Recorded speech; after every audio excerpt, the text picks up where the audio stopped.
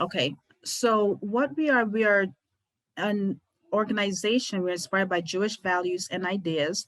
We look to strengthen community and to be able to create, relationships and lasting friendships and partnerships with people who are in the community.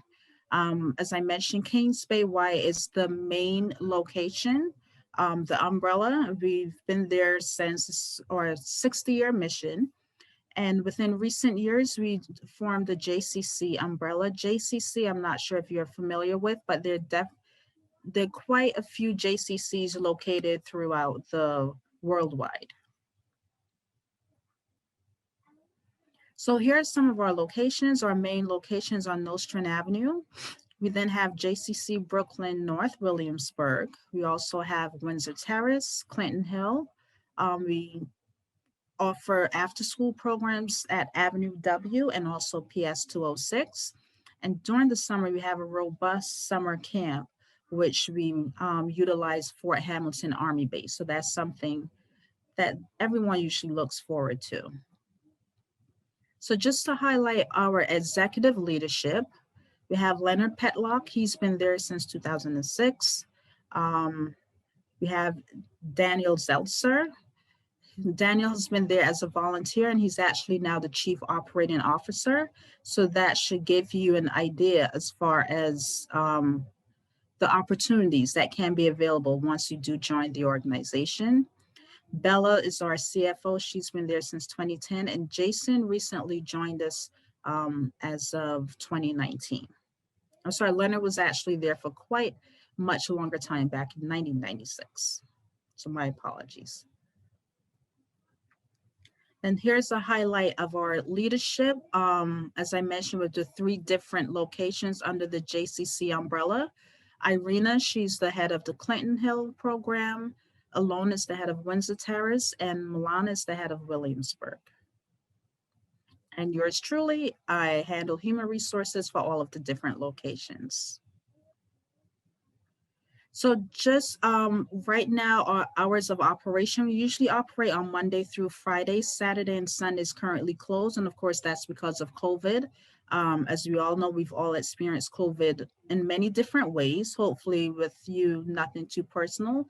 But at the time, we are closed on Saturday and Sundays, but during the year, pre-COVID, we operated 7 days a week. So just a quick highlight as far as some of our programs, that way you can understand, what you'll be getting yourself into if you do become an employee. So we have different programs we offer. Learning Bridges, we work with, that's for the preschool.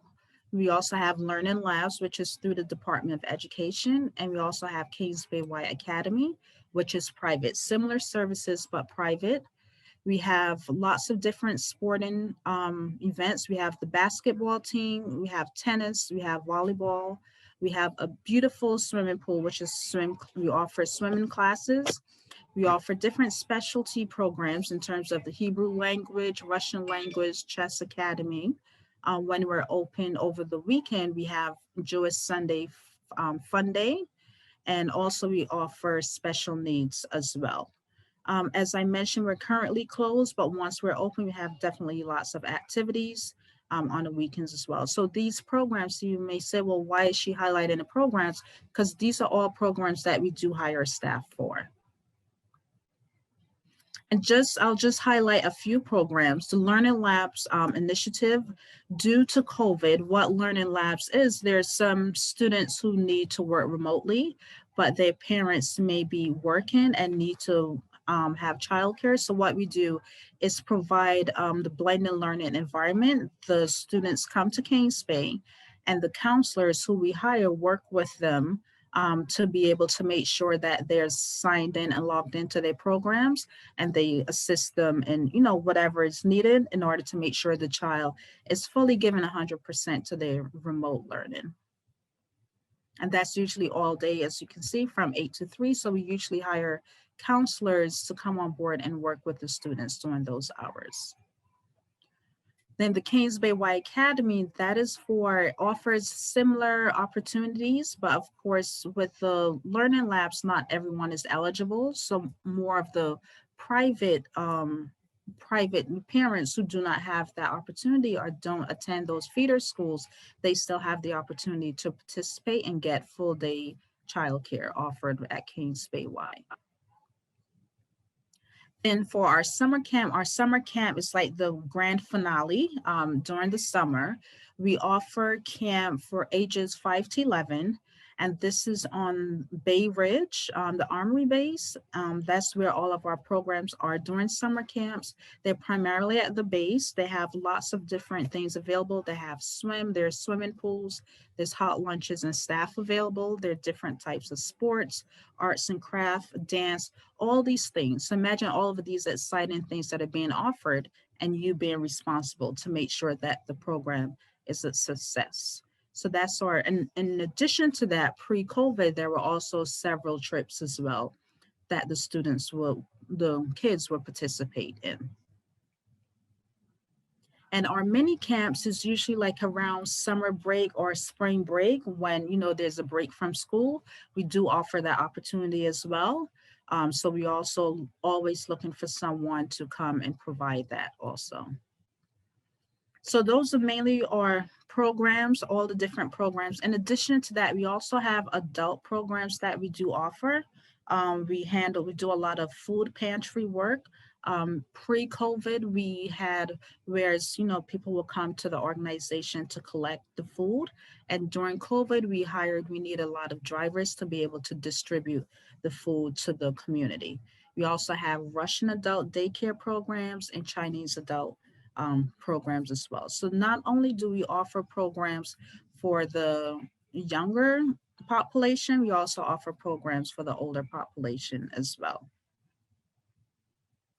So as far as recruitment, the positions we usually recruit for are youth counselors, teachers, substitute teachers, drivers, administrative assistants, and sometimes accountant assistants.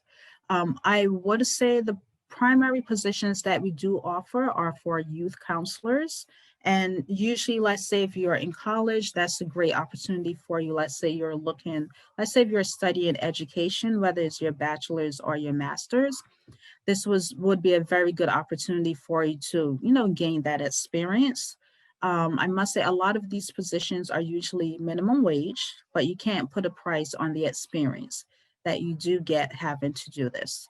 Coming on as a counselor, you'll get the necessary training that you need, both professional training and also soft skills training as well. We do provide. And most of the positions are part-time positions, so we're not going to expect you to work 40 hours a week because we understand you may be still taking courses or you have other commitments as well. So it's pretty much an open door full of opportunities. That's how I look at it. Also, we have substitute teachers as well. Let's say we have our teachers who are on staff, but let's say if they need to go on vacation or need to take some time off, we need to have substitute teachers in place, and general teachers, in case a teacher leave, we're always looking for teachers as well. Drivers, we need drivers to be able to transport our students from, let's say, from the Army base during the summer for summer camp.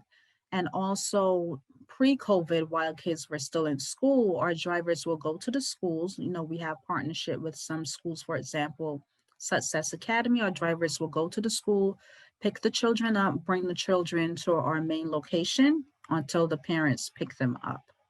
Admin assistants, that's basically a lot for our front office staff. There's usually not a large need there, but sometimes on occasion there is a need. And also in reference to accounting. Sometimes we do, need assistance in accounting as well.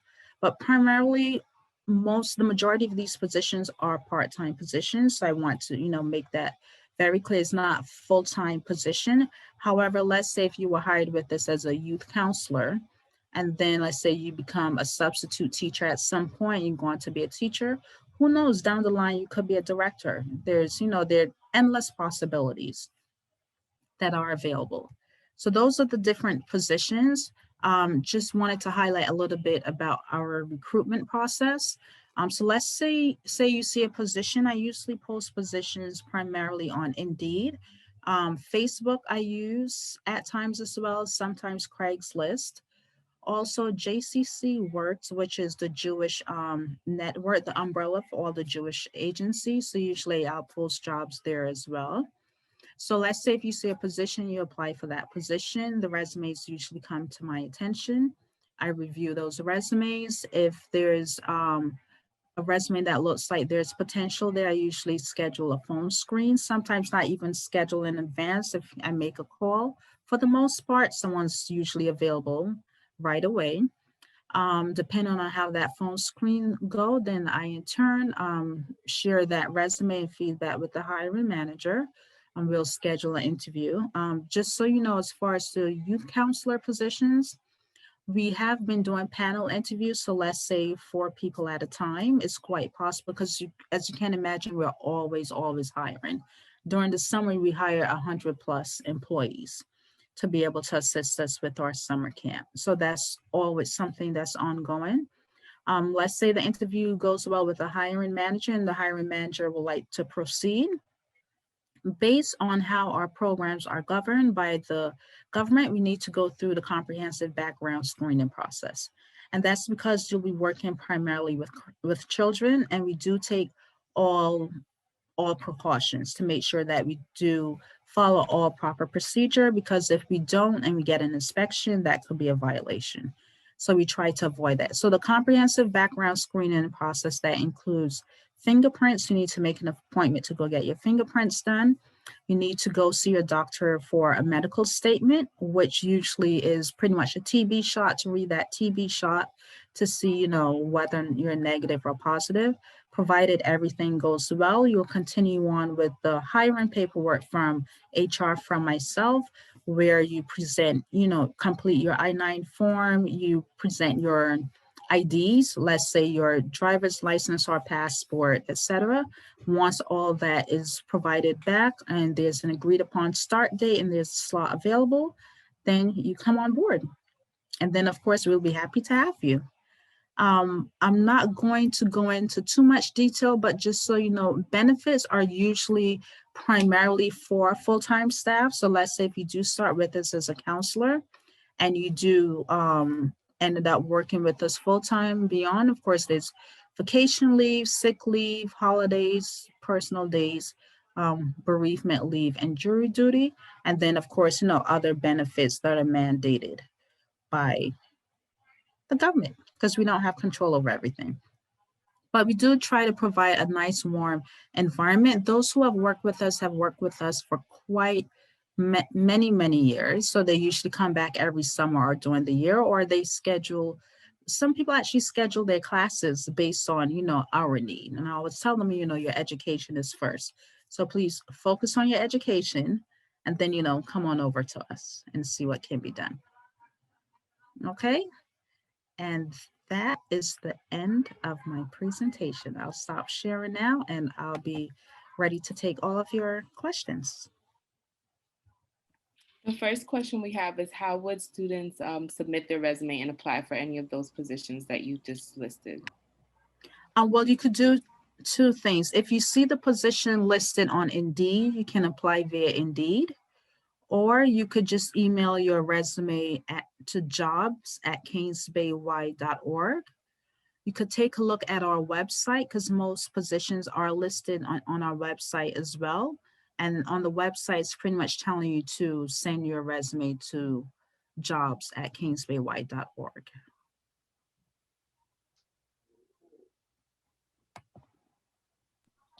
Great, thank you for that. Did everybody get that? You could either... So jobs@kings, KINGSBAYY.org, canesbayy.org, ORG, not .com. Awesome, thank you so much. Sorry, go ahead. No, go ahead. No, I was going to say I'm listening to you, but I'm so used to reading what is on there. Someone asked, what's the website? So the website is www. Oh, and Cliff just listed it. Thank you, Cliff. Yes. canesbayy.org. And they also asked if they should have experience working with children, I guess, assuming applying for like the youth counseling position or substitute teacher position. Ideally, you should have some level of experience, but of course you have to start somewhere. So let's say even if you don't have experience, but you are studying education or, childhood development or something along those lines that would align to the positions, that would be welcome. And it would be great. Not everyone sends a cover letter, but I encourage you, especially if you don't have experience, to, submit a cover letter to show, your interest and why we should really, give you that opportunity. Great, thank you. What is the usual length of a position for an intern? The usual length, usually for the summer program usually runs from about June through August. Think in terms of when all the breaks are. So during the summer, you have the entire summer school break. You also have the winter break or the spring break. And during the year, we offer after school programs at the school. So let's say after school hours, let's say from 3 to 6, or sometimes from 2 to 6. And it could be 3 days a week, 4 days a week, or 5 days a week. So depending on how the program runs and the scheduling, it's important to know in terms of the services that we do offer. There's usually a particular ratio where you need to have one counselor per a certain number of children. And we don't always know at the beginning how many children we're going to have in the program. So that's why that number changes, and we're constantly looking, or as semester changes, their school schedule may change. So, that's why we may need to find, other staff as well to assist. But primarily our main openings are definitely youth counselors. And it's an amazing opportunity. I see the youth counselors and they really do a lot. The kids really look up to them, admire them. I'm not going to say there aren't any challenges because, like with life, there are always challenges, but you see the counselors really build a bond with the students that are there and develop that relationship with the parents as well.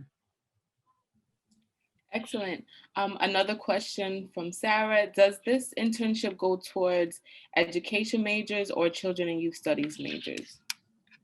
Well, it would really depend on your program because we see it more as part-time employment, not just internship where you're not getting paid. So it really depends on your program and what the program is willing, to accept. So let's say if it's considered an internship from your school, but yet, we're hiring you and paying you for a period of time. You're still fulfilling your requirements for your internship, but you're also getting paid too. Excellent. Is this only for undergraduates or graduate Not at students? all. It's also for graduates as well. Just because due to the nature of the positions and the pay rate, we usually pay minimum wage for youth counselors, especially those who haven't had experience.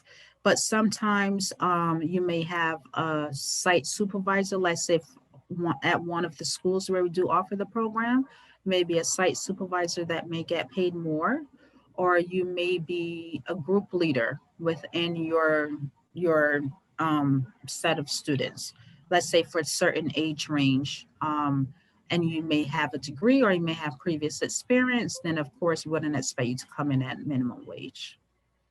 But definitely is the main thing to focus on, first of all, the industry and how it usually pays.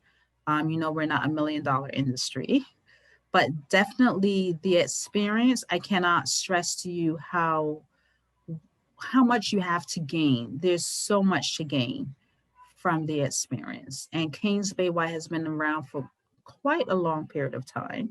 And it's our goal to continue to be around that long. Excellent. Another question from the audience. If this is an online position, is it okay if we live outside of New York? Well, I've never had that one before. Well, based on the nature of the role, pretty much all of our positions are in person. Because even just to highlight with summer camp, we had a lot going on this year with the pandemic, but we really took a risk and we were one of the few organizations who still ran summer camp. And I must say we were quite successful. We had an amazing Jason, who's the head of the program. And our counselors, of course, we follow all precautions as it related to COVID, all the necessary precautions in terms of, not mixing the students, social distancing, wearing a mask, all those are definitely enforced. Even while we're at the main office, in order to come into the building, you need to wear a mask. And also there's actually a temperature check machine. So you cannot get past that door and the security will not allow you to. So we are definitely following all precautions. Great, thank you. For international students, can they apply for positions as well? They can apply, however, there's such a large demand for students who are here in the US. So for the most part, I'm not sure how successful that would be, but right now we have two students they're actually from Israel, because we're always promoting Jewish values, and they're actually here. I'm not sure how long they're going to be with us for, but they're in charge of our teen and tween program, and they're doing an amazing job in reference to introducing us to new programs for our members. Definitely. Another question, can we still apply even if we are studying for a different major such as journalism? Yes, you could still apply. So you're saying, let's say you're studying for journalism, but you're looking to switch and get the experience working with children, or are you more looking for a position as it relates to journalism? Because we have our marketing director who handles all of our marketing needs. So most of the positions, not to say that opportunity may never come about, but that's, slim compared to the other opportunities that we usually recruit for. Great. Some more questions. Thank you for your Sure. patience. How is the program running or will be running during the summer? Well, this summer, fingers crossed that things will not get any worse. Last summer, you saw how difficult and challenging things were with the summer. So we were pretty much playing it by ear every single time. We were listening to the governor, to all the updates. There were times that we had to close and then reopen. No fault of our own, but of course the safety of our staff and safety of our members is of utmost importance. So we're not going to go rogue and do whatever we want. We have to follow all precautions. But fortunately, this summer, everything worked out great. We were in the beginning, enrollment was a bit low, but over time, as people saw things were going okay, more and more parents enrolled their children in the program. And as I mentioned, we're at Fort Hamilton base, which is definitely an advantage because it's not like you'll be indoors all day. You're primarily outdoors, and it's a vast space in the area. So definitely wearing the mask, having the ability to social distance, having the amount of counselors and also trained counselors that know how to enforce the guidelines and the recommendations. So it was a huge risk that we took, but we were quite successful. Where compared to some of our colleagues, they didn't run the program at all. Great, thank you for that. So I see a few questions about like the major and things. I think the idea is that you don't have to be a specific major to apply, but the idea is that these Tracy suggested good majors that that the roles would be beneficial for, but I think it's really up to the individual to be able to take the skills, whatever experience that you have, regardless of your major, to transition it and make it relate to whatever position. So if your major isn't exact, but that's a role that you see yourself in, a career that you see yourself in, it's okay if you have a different major. The idea is let that major support your goals as well as the job that you're taking on, and be able to communicate what skills you've gained, what you're able to offer, and how you could transfer those skills over. So I hope that answers that question about the speech pathology major. And then somebody else asked about, I know you said that it's almost close to minimum wage. However, if someone has extensive experience working with children, does that get considered in the pay rate at all? That would be considered. Just wanted to go back to what you mentioned previously in reference to speech pathology. We also sometimes offer special needs programs. So having that speech pathology background could definitely be a plus as well. So I don't want anyone to feel discouraged. I'm always positive about anything. So, all different opportunities, just, just put your best foot forward. As Kendra mentioned, it's all about transferable skills. So you may have experience in one particular area, but depending on your passion and how much you want this new opportunity, you're going to do whatever it takes. Even if it's taking a free course online, well, hardly anything is free, but, or I would say even to volunteer. I've seen resumes where they said, well, I don't have any formal experience, but I'll volunteer at my church with the youth ministry, so stuff like that we do consider, because you have to get experience somewhere.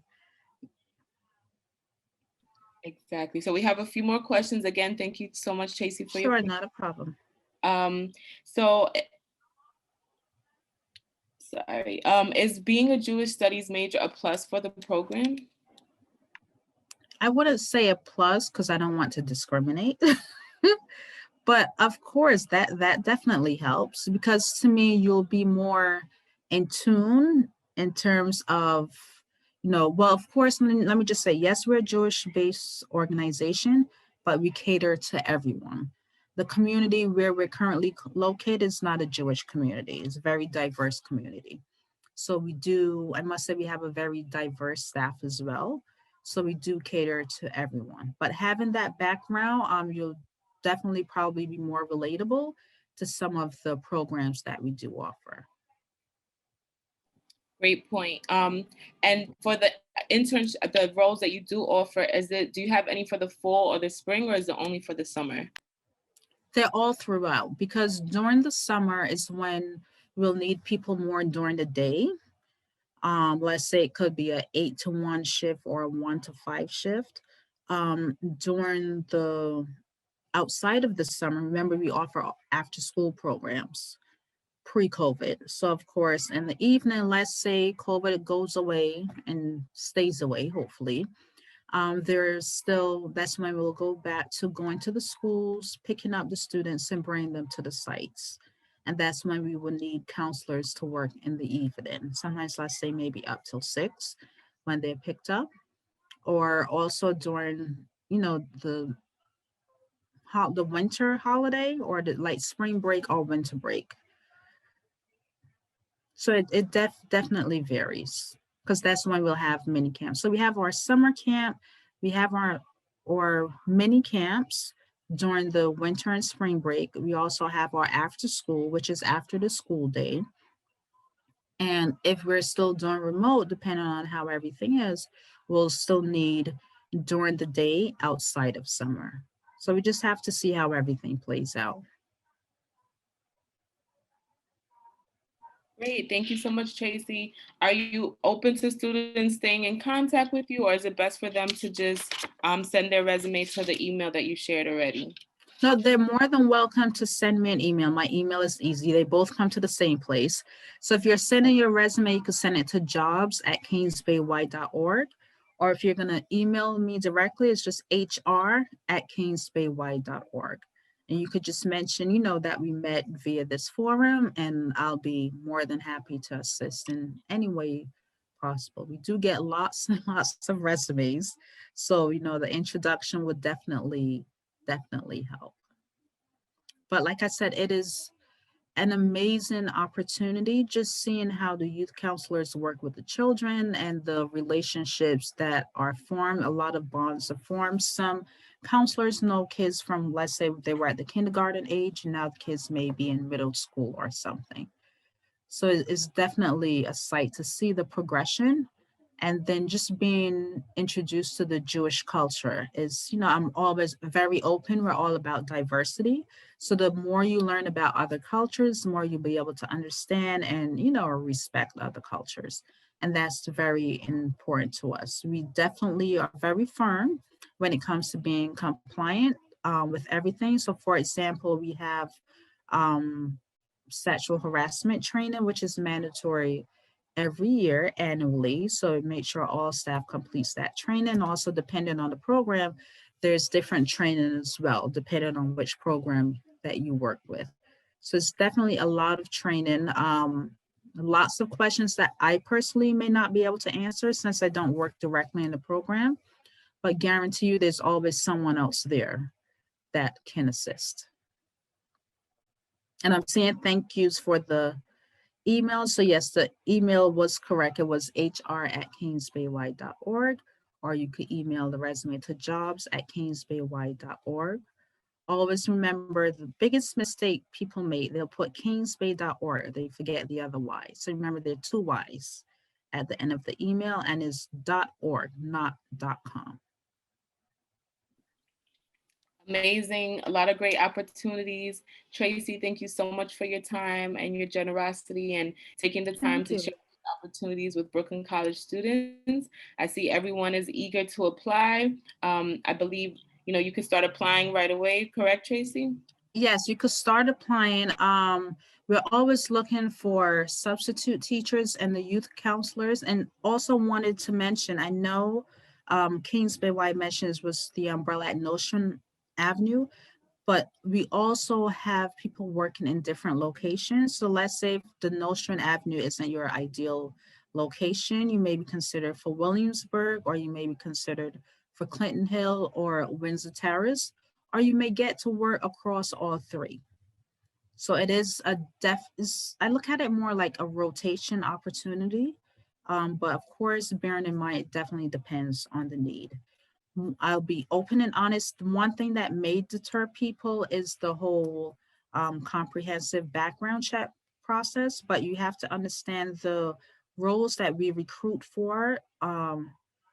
It's a huge risk because we're working with children, and we just need to make sure that everyone we bring on board is properly vetted. So we hope you can understand, once you're vetted, then free sailing from there. Awesome. So make sure everyone follows up with Tracy. Before you submit, make sure you have that resume looked at so that it's the best representation of yourself. We're going to continue with our program. If we could just give a round of applause for Tracy. Thank you so much. We definitely Thank you appreciate so much. And it's Tracy with an E. People who know me, they always say, yes, Tracy with an E. So Yes, Tracey. And thank you. Thompson, as you can see there, THOMPSON, HR Director at Kings Bay Y. But thank you Absolutely. all. I really wish you all the best. Even if it's something that's not ideal for you and you don't have the experience, I would still encourage you to apply. If you have any HR questions, even if it's outside of this forum, I always say I like to volunteer my services first and then a fee after. But you're more than welcome to reach out, because I'm all about career development and, just developing yourself professionally. So you're always welcome to reach out. Thank you so But much thank for you and that. best of luck. Stay healthy and safe. Yes, thank you. And I'll stay on to see the others. Awesome. Thank you, Tracy. So we'll be getting started with our next guest shortly. But until we do so, just wanted to share some quick information with everybody about finding paid internships. Thank you so much for pulling that up, Cliff. So we understand every internship is not paid. However, we do encourage you to take advantage of the ones that are paid. We understand it's hard to be a student. And right, you have expenses as well. So Hire BC, if you're not familiar, please take advantage of Hire BC. It is your go-to place for jobs because they're looking for Brooklyn College students. You can go on other platforms, but other people have access to that information as well, right? So Hire BC is for you. We want to hire Brooklyn College, and we want to make sure that you are visible there. Make sure your profile is complete if you haven't done so already, because employers are on there and they're looking for you. We have a list of paid internships that was recently added to Hire BC, so please make sure you look at that and take advantage of all the resources that are available to you. Obviously, there's external internship programs that offer pay, and we will help connect you with some of those, right? We're bringing them all to campus within this month of January. We also have organizations that have ongoing internships, right? And what that means is that every year or every quarter, maybe every summer or fall, they'll have a new cohort and they're always looking for interns. So just keep that in mind because you want to be able to apply when those applications open. And then if there is an unpaid internship that you're truly passionate about that you have to get, we do offer a stipend. The stipend is through each semester. So that will be in the spring and the fall. And then you would want to apply for that in advance. So let's say, for example, we're going into the spring semester, you would have applied last fall, October, for an intern, a stipend that would be applicable for this semester. So if you're interested in the stipend, you can still apply for it in the spring, and then you would be using those funds towards an opportunity that's in the fall. So just keep that in mind. The deadline is usually in March, and we'll be announcing that. We also do have, if you've never applied and you're like, hey, I don't even know what that's going to look like, we are now offering workshops on how to stand out, how to apply to the stipend, which I think is very helpful, so that you could get the best out of it and that you really have a great chance, because it's competitive, right? Who doesn't want free money? And we want you to apply, but we want to make sure that you have a strong application. So Natalia, thank you for sharing that. The dates are going to be January 14th from 12:30 to 1:30 and January 20th from 5 to 6, so that you have options, but also like if you need to do the evening, you have that option, or if you need to do it during the day. Yes, and this is for how to apply, how to stand out as an applicant. Okay, we could go to the next slide.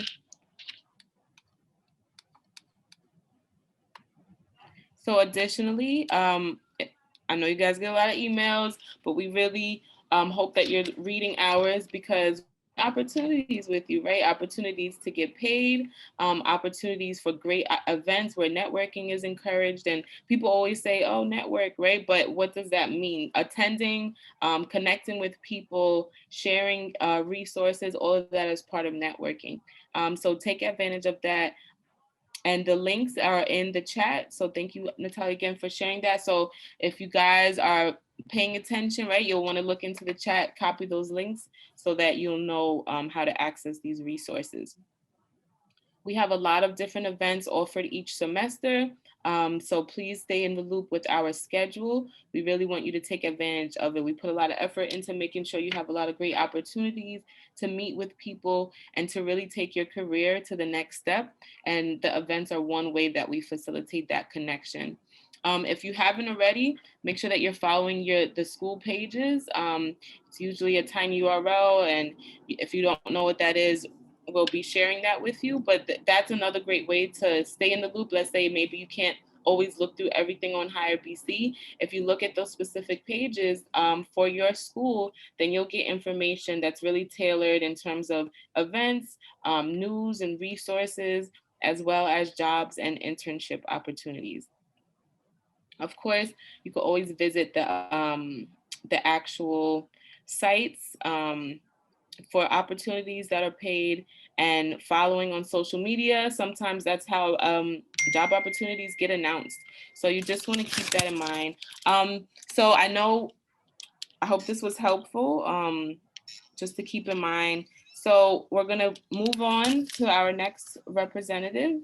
Thank you all for sticking around and staying tuned. Like I said, at some point, I'm going to put into the chat a Dropbox where we'll be collecting some resumes for some positions. But without further ado, I want to thank for joining us from Pencil this afternoon and for sharing these opportunities. So Katie, I'll let you take it from here. Awesome, thank you. Hi everyone, my name is Katie. I represent an organization called Pencil. We are one of 2 Ladders for Leaders providers in New York City. So I'm going to share a little bit of information about that program with y'all, including when the application opens, who some of our employers are, as well as the process for applying, training, and getting placed in an internship. If you have any questions at any point, please feel free to throw them in the chat. I believe Kendra is monitoring that for us, and we'll be sure to get to them at the end. So just a little bit about Ladders for Leaders, because not everyone is super familiar with it. I am sure many of you have done summer youth employment in the past. So Ladders is technically part of SYEP, but it's a little bit different in terms of the eligibility is a little stricter and it's a smaller pool, as well as you have more say in your internship. So you have to do a little bit more work to find an internship through our program. However, you do have more control over where you work this summer. So that's great if you know that there's a specific skill you want to work on or there's a specific career interest that you want to explore further.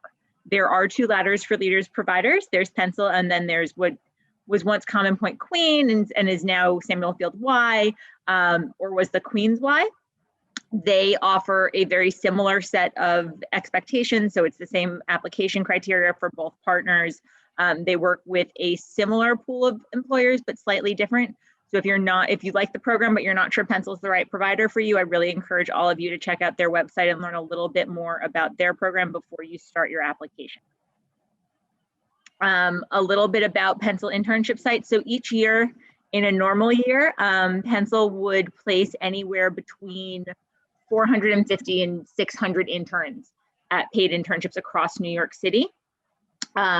This year, given that it is remote and that we're probably going to be operating a smaller program, we're hoping to place between 150 and 200 interns. To place that many interns, you work with a lot of employers. So we have employer partners in every industry, every type of job. So healthcare, legal services, you can see some of our employer partners here. We also work with a number of city agencies, as well as quite a few startups, entrepreneurs, and small businesses, which are really great experiences for students because you get to try on a couple of different hats while you're there. By their nature, a small organization, everyone wears a couple of different hats, and it's a great way if you want to learn about what it really takes to make a business run from all those different angles. Those opportunities are fabulous. A little bit about our internship program.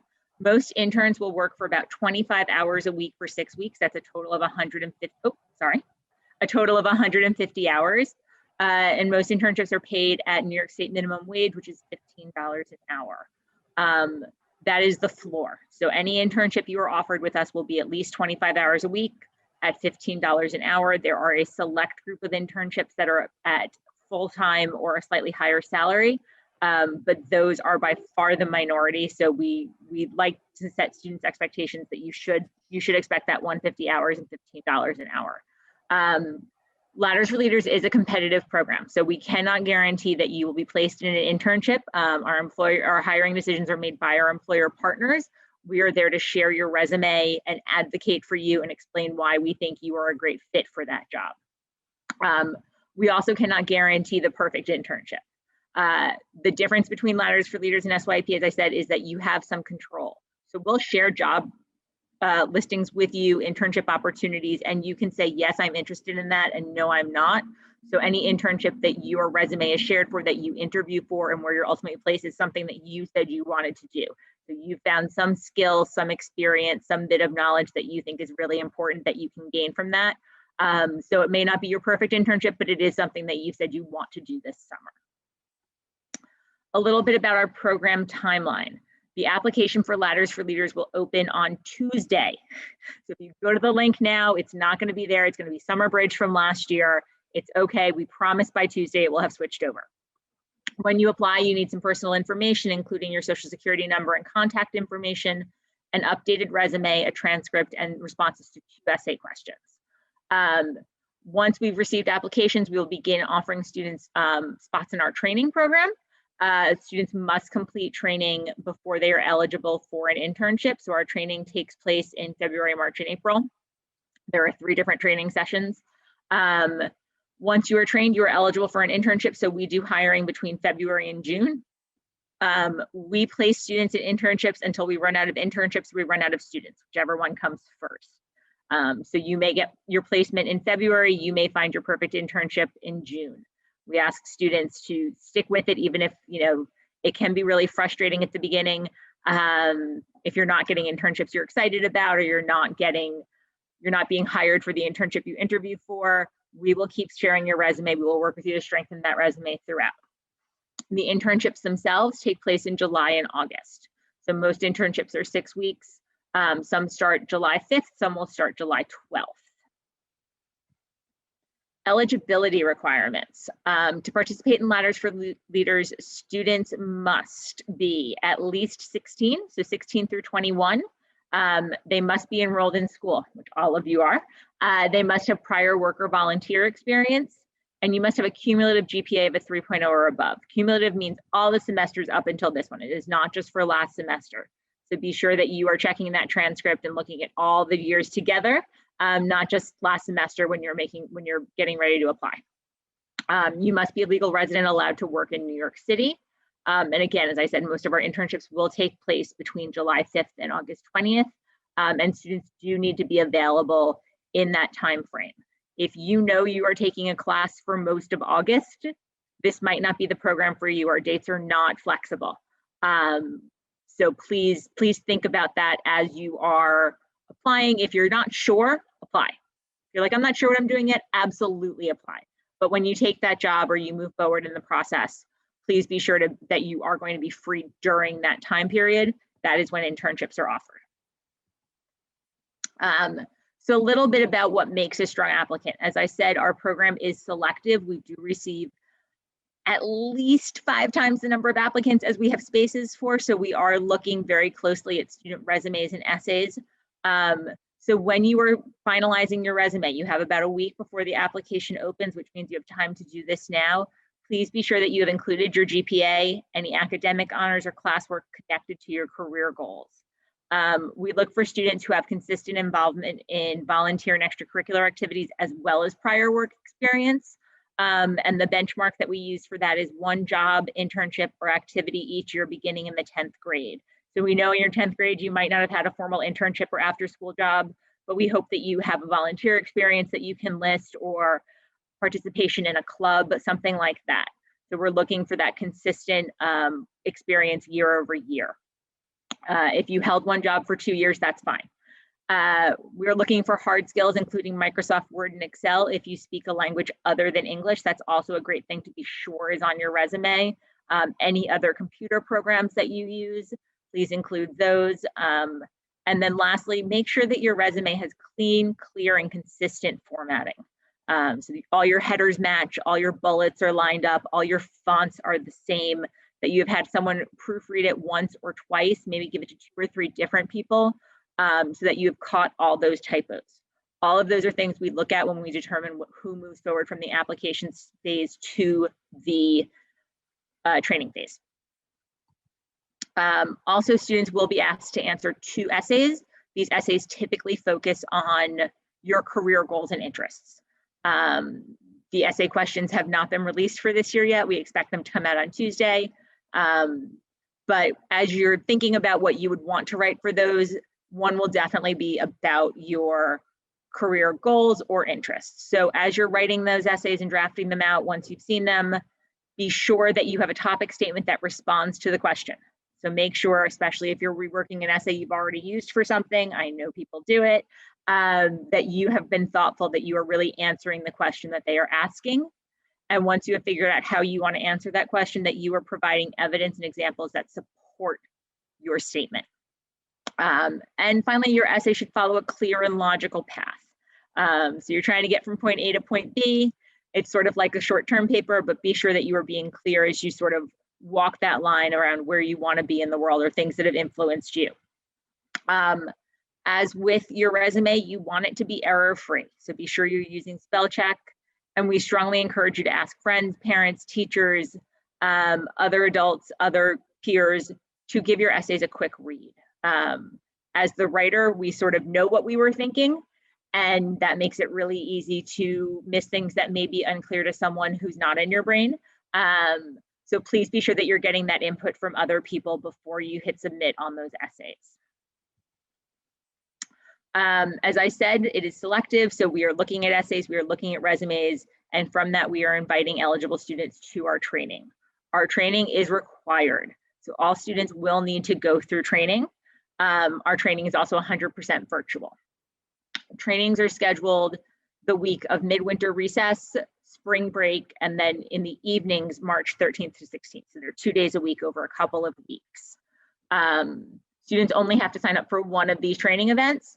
And once you've been moved on, you'll receive invites to those. Our training covers everything from resume and interviewing. So those skills you need to be successful in finding your internship, the project management, goal setting, and networking, the skills you'll need to be successful once you're in your internship. So some next steps, as I said, if you go to this website right now, it is going to tell you that it's last year's application. If you go there on Tuesday, you will get the application for this year's Ladders for Leaders program. And you'll need contact information for you and a guardian when you start your application, and you'll also need your social security number. The application will ask you to select 3 career interests. Please be thoughtful. As I said, you're given internship opportunities that we think you're going to be interested in, and this is one of the ways we determine whether or not an internship opportunity might be right for you. So be thoughtful, be sure that you're choosing career interests that speak to something you want to learn about this summer. You'll need to upload that updated resume and a transcript, as well as your responses to the essay questions. Essay responses should be at least 300 words. So there's some information in terms of the link to apply starting on Tuesday and when applications are due. It is not a long application period. So start updating your resume now, start thinking about what you want to write in those essays, because you don't have a lot of time once that application opens to get things together and get ready and finish your application. That is my quick presentation. There is lots of information about this on Pencil's website. So if you need additional information about Ladders for Leaders, about our process, you can find that there.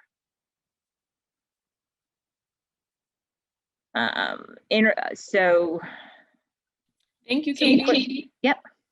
Looks great. I see students are eager to apply. So if you have any additional questions, I think you answered most of the questions in the chat. So if there's any additional questions, if everybody could just take a quick shot of the application link as well as the email to follow up with Katie. And if we could give her a great round of applause. Thank you so much for taking the time to speak with us and sharing these great opportunities. And don't forget, if you go right now, it's not updated yet, so just give some time. Maybe that'll give you a chance to have your resume updated, and then you'll be able to apply to that starting next Tuesday, correct? Yes. Awesome. Excellent. So if we could please give Katie a round of applause, and we'll be moving on with our program. All right. Thanks, everyone. Hope to see you this summer. Yes, please make sure you get those applications in. So we do have another employer, H20, who's going to give us a quick presentation on what positions they have available and how you would apply before we get into our next section of psychology. Thank you, Kendra. Hi, everybody. My name is David Chichuka. I have some other colleagues on the call here with us, and we thank you for tuning in and being interested in the different opportunities that people are sharing today. I'm just gonna have to pull up a presentation real quick.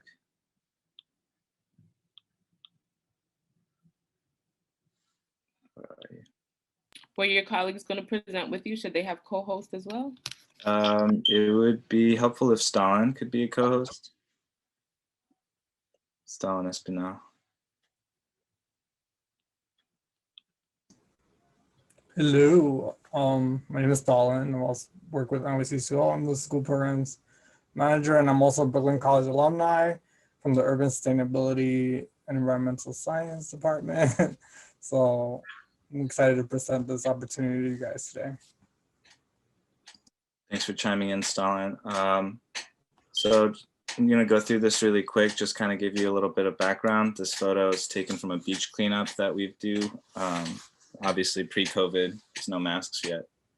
But yeah, Stalin said he does the school programs. I myself am the assistant director and our founder started this program, this nonprofit organization in 2009, but we've been chartered since 2012. And what we do is a lot of environmental education. Our main focus is on water ecology and water infrastructure for New York City. So basically where everybody gets their tap water from, we're all about that. But we also talk about different historical elements about the city, different ecological sites about the city, and also just different marvels like horseshoe crabs and natural elements. Since 2014, we've actually, our reach in different school groups, we mainly service Title I and Title III schools, so underserved populations in all 5 boroughs. And we've been growing our reach since 2014, building some capacity in 2019, and then 2020 hit, and everything has changed.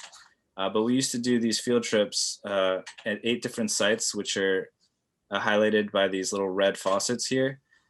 So about 2 sites per county, per borough that we would visit, invite school groups to, and teach them about different things about the reservoirs, our water system, the natural areas that exist.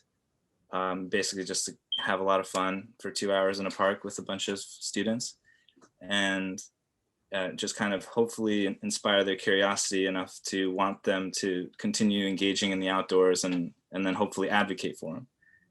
These are some of the activities that we used to do. So things like tree races, where we would run between trees and identify trees. We have these bigger kind of interactive maps that we could use to just explain where things were and put things in context of geography.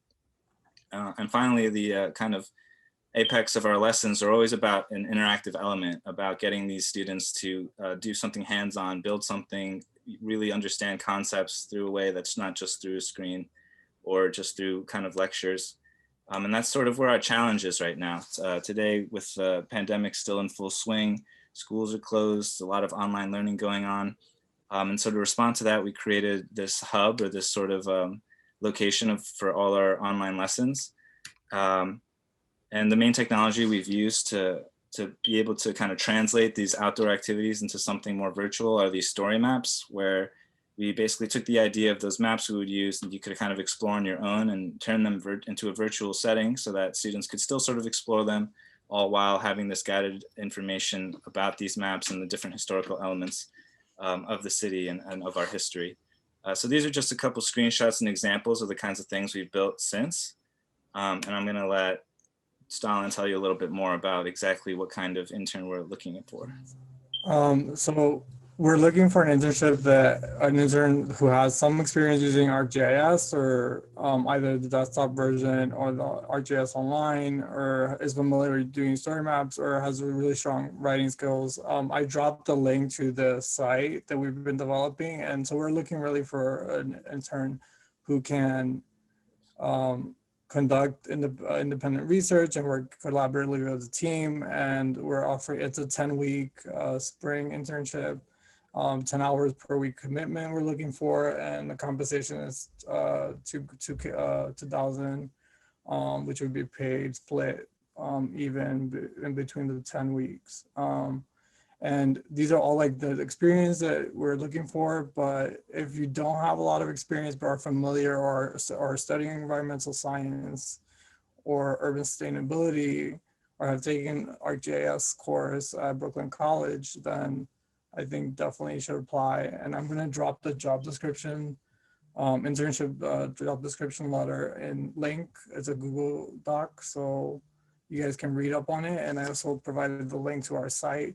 So if you want to look at some of our work and some of the work we hope that you be able to do with us. And like I said before, I'm a Brooklyn College alumni. So I know a couple familiar people on this call. Hi, Paula. Many appointments there as an undergrad. And I've worked with Professor Boger and Menser, so I know some of those environmental science and philosophy teachers.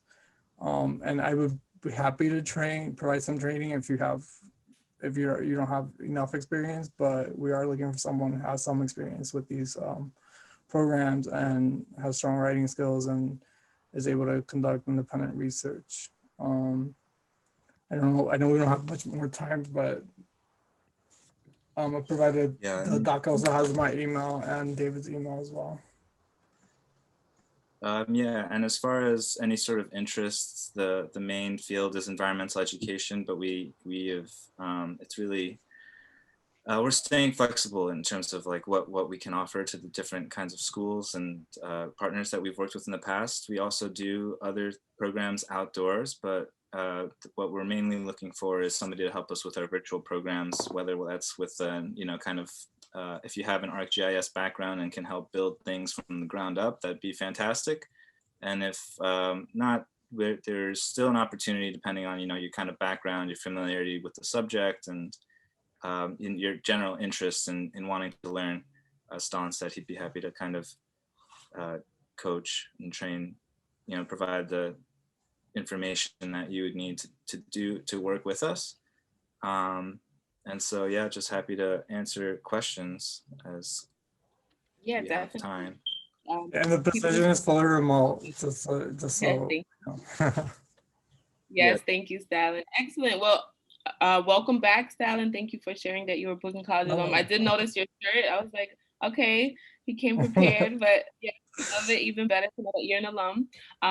So please make sure, we're going to be transitioning. Thank you guys both so much for joining in with us, giving us a quick presentation, and it sounds really exciting. And I love seeing like all the kids really excited about, you know, exploring the maps and everything. So this is great experience. We have a lot of different positions. We've already looked at Kings Bay Y, we've looked at Pencil, NYC H20, and we're going to look at a lot of other great employers. So if you could, feel free to stick around. I also mentioned that I'm going to be collecting resumes. So Canvas Institute is also looking for some positions to be filled. I'm going to put that into the chat as well. So already a lot of great opportunities for everybody. I hope everyone's taking notes, and everyone has the way that they would be applying. So I'm just going to put this into the chat. And without further ado, I want to thank all of the panelists for the education section. Thank you so much, Tracy, David, Stalin. Thank you so much, Katie, for joining us. And without further ado, we're going to get started onto the psychology section. So Cliff, take it away. Hi, everyone. Thanks so much. So we're transitioning over to psychology. We have two great employer reps that are coming in. We're going to have SUNY Downstate and then FCB Health Network. So Bill, if you want to take it away. Sure.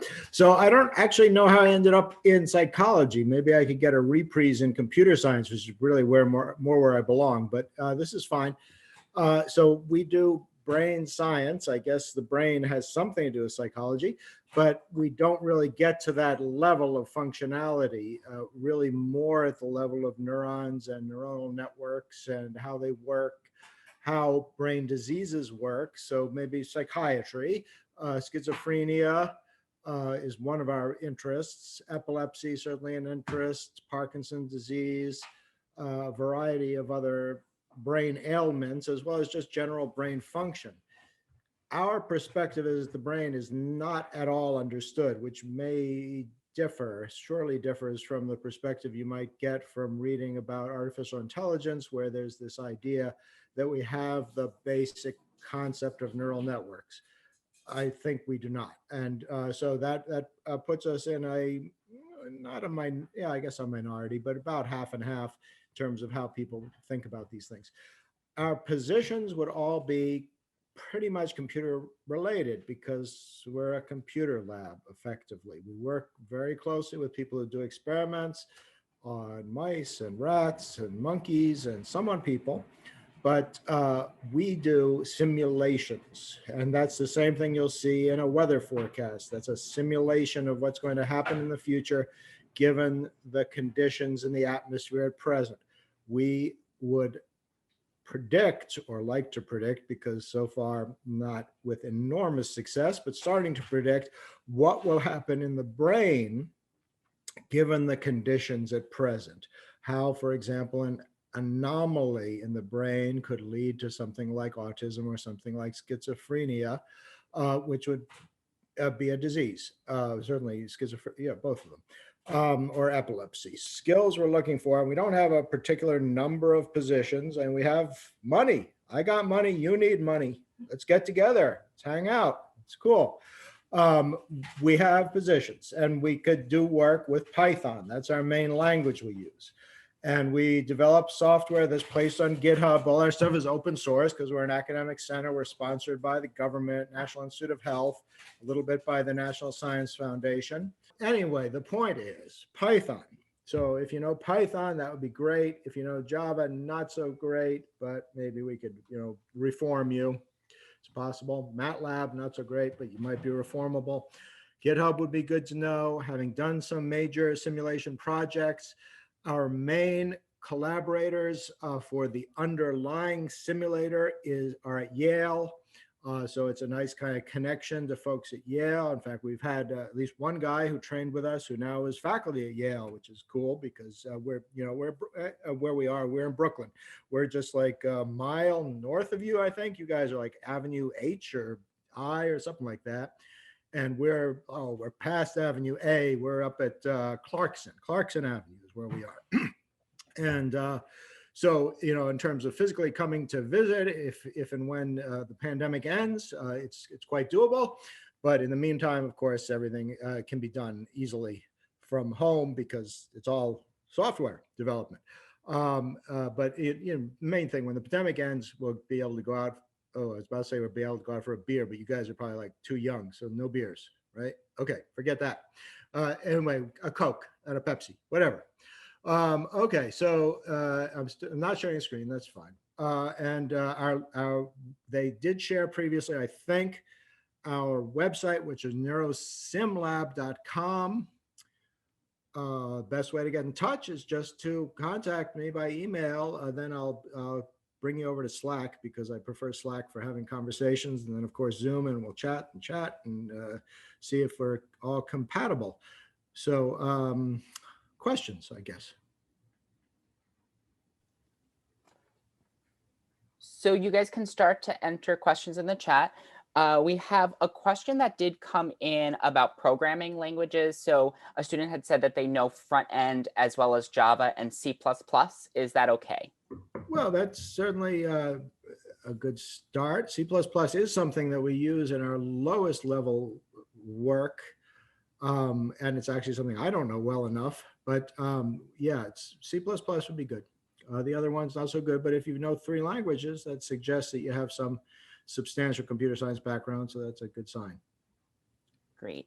Another question that came in has to do with your research and studying. So have you done research in topics such as aneurysms and dementia? Dementia, certainly. We have a grant that's gone in, got rejected, going in again on Alzheimer's disease. We have some work also in minimal cognitive dysfunction. What was the other disease? Dementia and what? Sorry.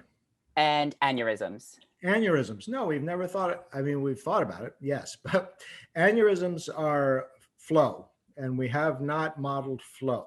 We mostly model individual neurons, which are electrically excitable elements, modeled as kind of RC, resistor capacitor, elements with variable rheostats, voltage sensitive rheostats, and then neuronal networks, which then provide the connections between those through chemical synapses, which involves diffusion. Reaction diffusion is one of our activities, one of our types of program that we develop. And we've talked about doing flow, at least in terms of doing normal delivery of oxygen and glucose to the brain. But certainly aneurysms would be yet another level of complexity. Excellent. And another question in a similar question in terms of research, do you study eating disorders? We have never studied eating disorders. We could imagine studying something like obsessive compulsive disorder, which we haven't, but eating disorders are such a broad variety of things. I don't think we could key in on how eating disorders relate to neuronal changes, but I may be mistaken. I haven't read the literature on that area. Okay, great. Another question that I think would be helpful for our students, for those that are interested in joining your research, what would make them stand out in the application or even these conversations? Well, just having developed some substantial software in the past. So if they have a package on GitHub and it's cool and it's sophisticated and it works, those are all good signs. Excellent. And I believe a student is asking, you talked about Python and C++. What are some other great languages that you look for? Well, those are the languages we use. If somebody knows 5, different languages, Lisp, Fortran, Algol, Basic, C, then those are all, I'm dating myself here. Those are all languages that I might have learned. You probably have never heard of these languages, barely. Then, somebody's got a real background, then I think they can pick up Python in no time. So I'm not worried about it. But, if assuming that you've had the basic college type courses, then you don't have that kind of enormous background. I would like to see Python mostly. Excellent. Another question that comes in was that you had briefly talked a little bit about autism. Can you talk a little bit more about that and your research around that? Autism and schizophrenia seem to have some shared genetic components. And we've looked a lot at specifically the NMDA receptor in the context of schizophrenia. So we'd like to extend that to autism and also serotonergic connectivity or serotonergic neuromodulation. We haven't got any grants for that. We've kind of contacted some of the autism foundations. They haven't shown much interest. We're a bit out there, frankly. We're doing simulations which work great in the context of weather. But so far, except for cardiology, perhaps, simulations have not made a breakthrough into the FDA, into health. Well, actually, recently there's been a breakthrough, although we can argue about how effective it's been because there's been a lot of modeling done, of course, about COVID transmission. But it's not clear how good a job they've done. And so, of course, because it's been a public health emergency, they've gotten a lot of publicity and they've gotten a lot of interest. I'm not sure they've had a lot of success, but that's a very different area of endeavor, certainly. So anyway, as far as health is concerned, as far as organ function, I think cardiology has had the most success. We still don't get to the point where we could get into the clinic, frankly. And I'm a clinician, by the way. I'm a neurologist, so I see patients, but this research is still basic research. Excellent, thank you.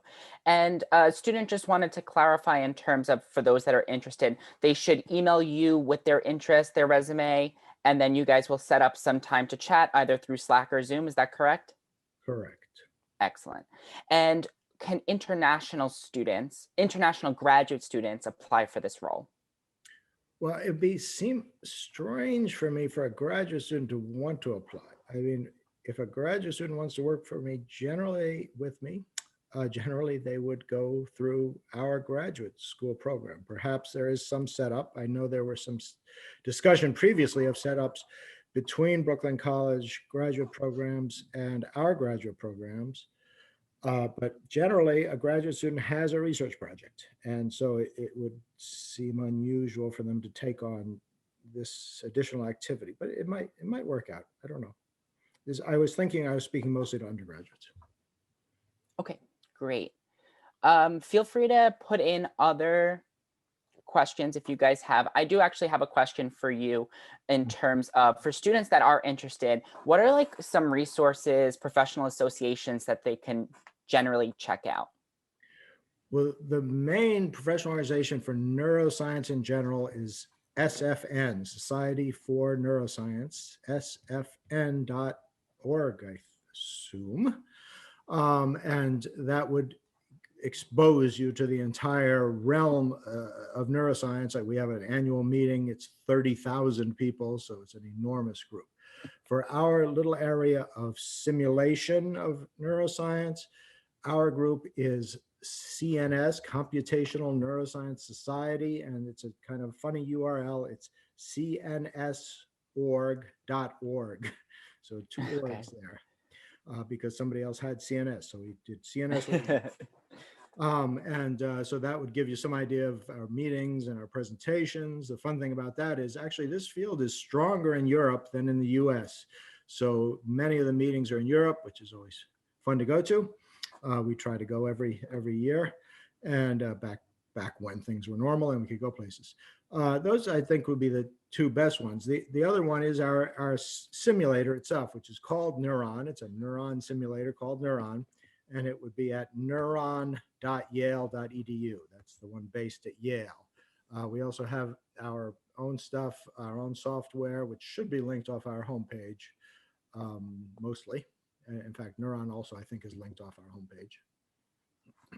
Excellent. Thanks so much. So another question that comes up is, do you see potential for someone that is interested in researching with you staying on for a long period of time? Yeah, I mean, that would be the ideal, because basically it takes a long time to train people up, even if they already know Python, just to get the neuro stuff, which it will almost certainly be new to them. If somebody has a lot of neural background, you know, I doubt anybody at the undergraduate level would, then we could train the Python stuff. I mean, that would be another possibility. But anyway, we would be delighted to take people on and then have them say, this is what I want to do. And we'll take you then on as a graduate student, assuming you're an undergrad, or as a postdoc if you're a grad student, let's say. Excellent. Another question, so this might go a little bit beyond specifically your lab, but research within SUNY Downstate as a whole. Do you know if there are other research projects that are out there? There's a lot of research out there, and a lot of it is funded, which means they do have money to spend. Often we'll take summer people. There is a specific summer program, which unfortunately I should have prepared myself for this. I didn't kind of realize that you would have the programs I just heard from in the education section were more real big programs. So our dean, who I think you and I guess I will email him and CC you guys, is Mark Stewart, and he would be able to direct you to how people apply to the summer program, which would then access everybody. And of course, you know, the whole place has a big website, and the graduate school has a pointer to the research being done in neural and behavioral science. NBS is what it's called. Great, great. And then once I get that email, I'll definitely send it out to all the students on this call so they could look into that larger program in case this isn't necessarily the area that they're focusing in, but still interesting. Most everybody else are going to be experimentalists, and that's going to be work with cells or slices or animals mostly. Now, of course, there are a lot of people doing clinical work with people as well. And so that'd be another possibility. That's more over in the hospital, but I think Mark could tell us about that as well. Great. Thanks so much. I think that we may have gotten most of the questions. I just want to take one quick look to see if I missed anything. So it is ideal to have some sort of programming experience, so that we answered that is really required in order to be able to move into this role. I want to thank you so much for taking the time to speak with our students. Thank you for speaking to them about all of these different great opportunities. Thank you. Have a great day. Have a great day. All right. So while we are waiting for our next panelist to come in, I do want to just talk a little bit about other resources for paid internships, specifically for those that may have been a part of the panel earlier. It's very similar to what Kendra was showing. So I am going to pull up just a few slides. It should just take like 2 minutes before we transition to our next panelist. So here it is. So as you all know, this is a highlight on paid internships, but there are other opportunities available out there beyond the employers that will be in attendance today and as well as next week. So I just want to share with you a few of these. And if someone can drop in from the Magner Center the chat of the links, that would be awesome for me. So there are 10 ways in total. And the first starts with Hire BC. It is our Brooklyn College Job and Internship Board, and you can filter it out by clicking paid. We also have a list of paid internships that have just been added to Hire BC as well. The next thing that we have is an external internship program. So these are organizations that look for interns all of the time, specifically for paid types of roles. Similar to who is speaking today, but also others. We also have an organization that has ongoing internships. So again, very similar to those that are speaking today.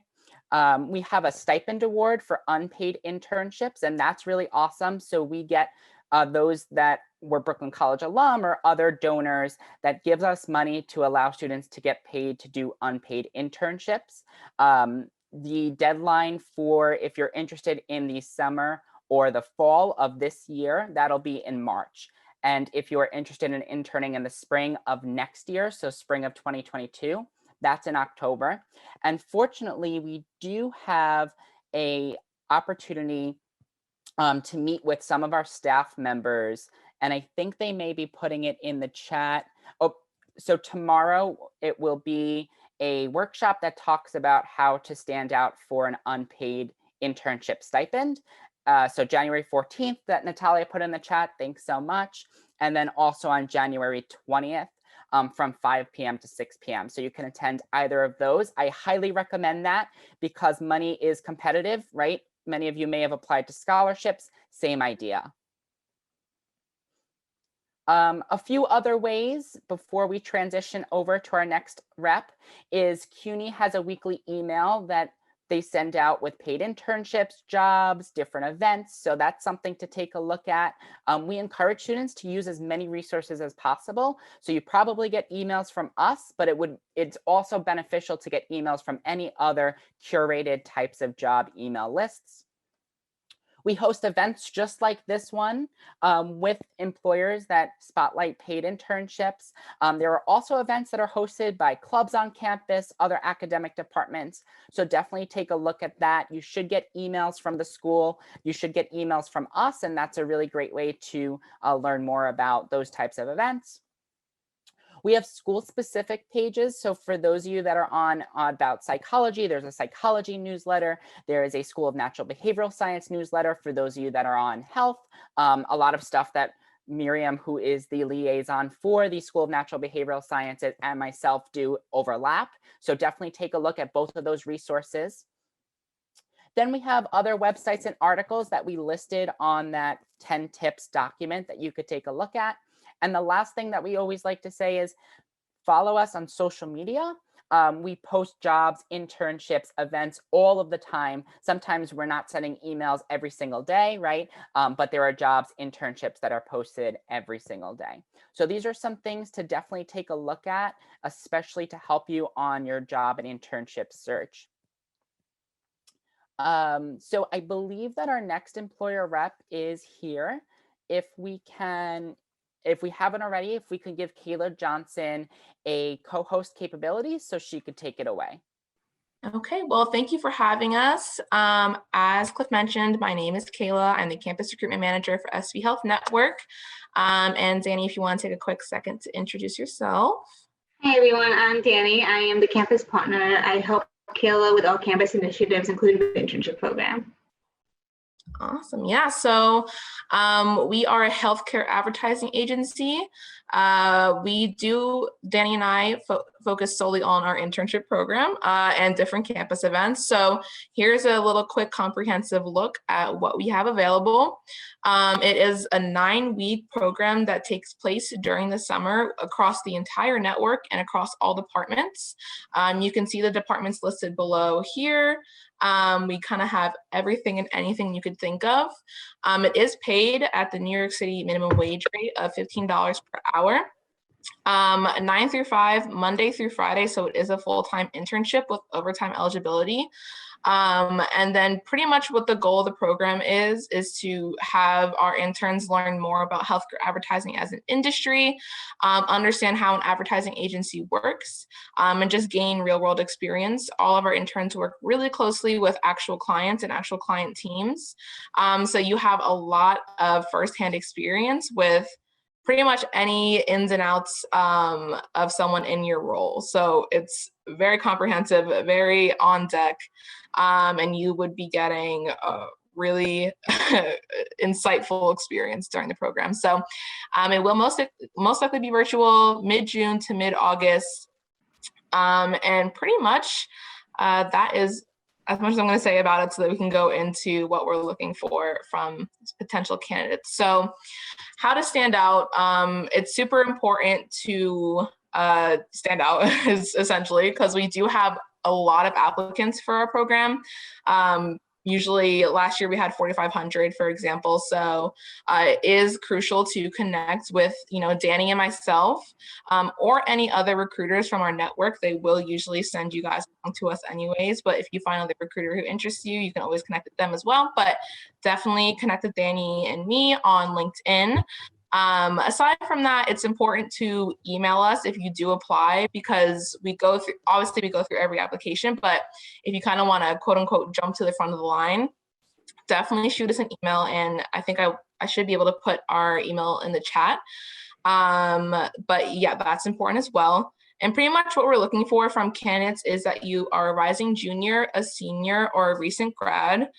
Recent grad can kind of be anyone from like the past 2 or 3 years. So say you haven't had an internship yet and are interested in getting to experience healthcare advertising, this is definitely the opportunity for you. So aside from emailing us, connecting with us on LinkedIn, the application itself is really important, and we will link you to the application in the chat as well. There is a short answer that you are required to respond to. And we do ask that you give that a little bit of thought. It's about never finish and how you kind of embody that motto within your own life. So definitely give it some thought, because it could be a make or break for anyone's application. Obviously, make sure your resume is very cohesive, specifically for us, because we are a creative industry. We do like to see a little bit of your personality, some color, some branding, whatever the case may be for you on your resume. So super important to get that across as well. List any strengths, weaknesses, experience. We do recommend, and I'm just talking fast, I'm sorry.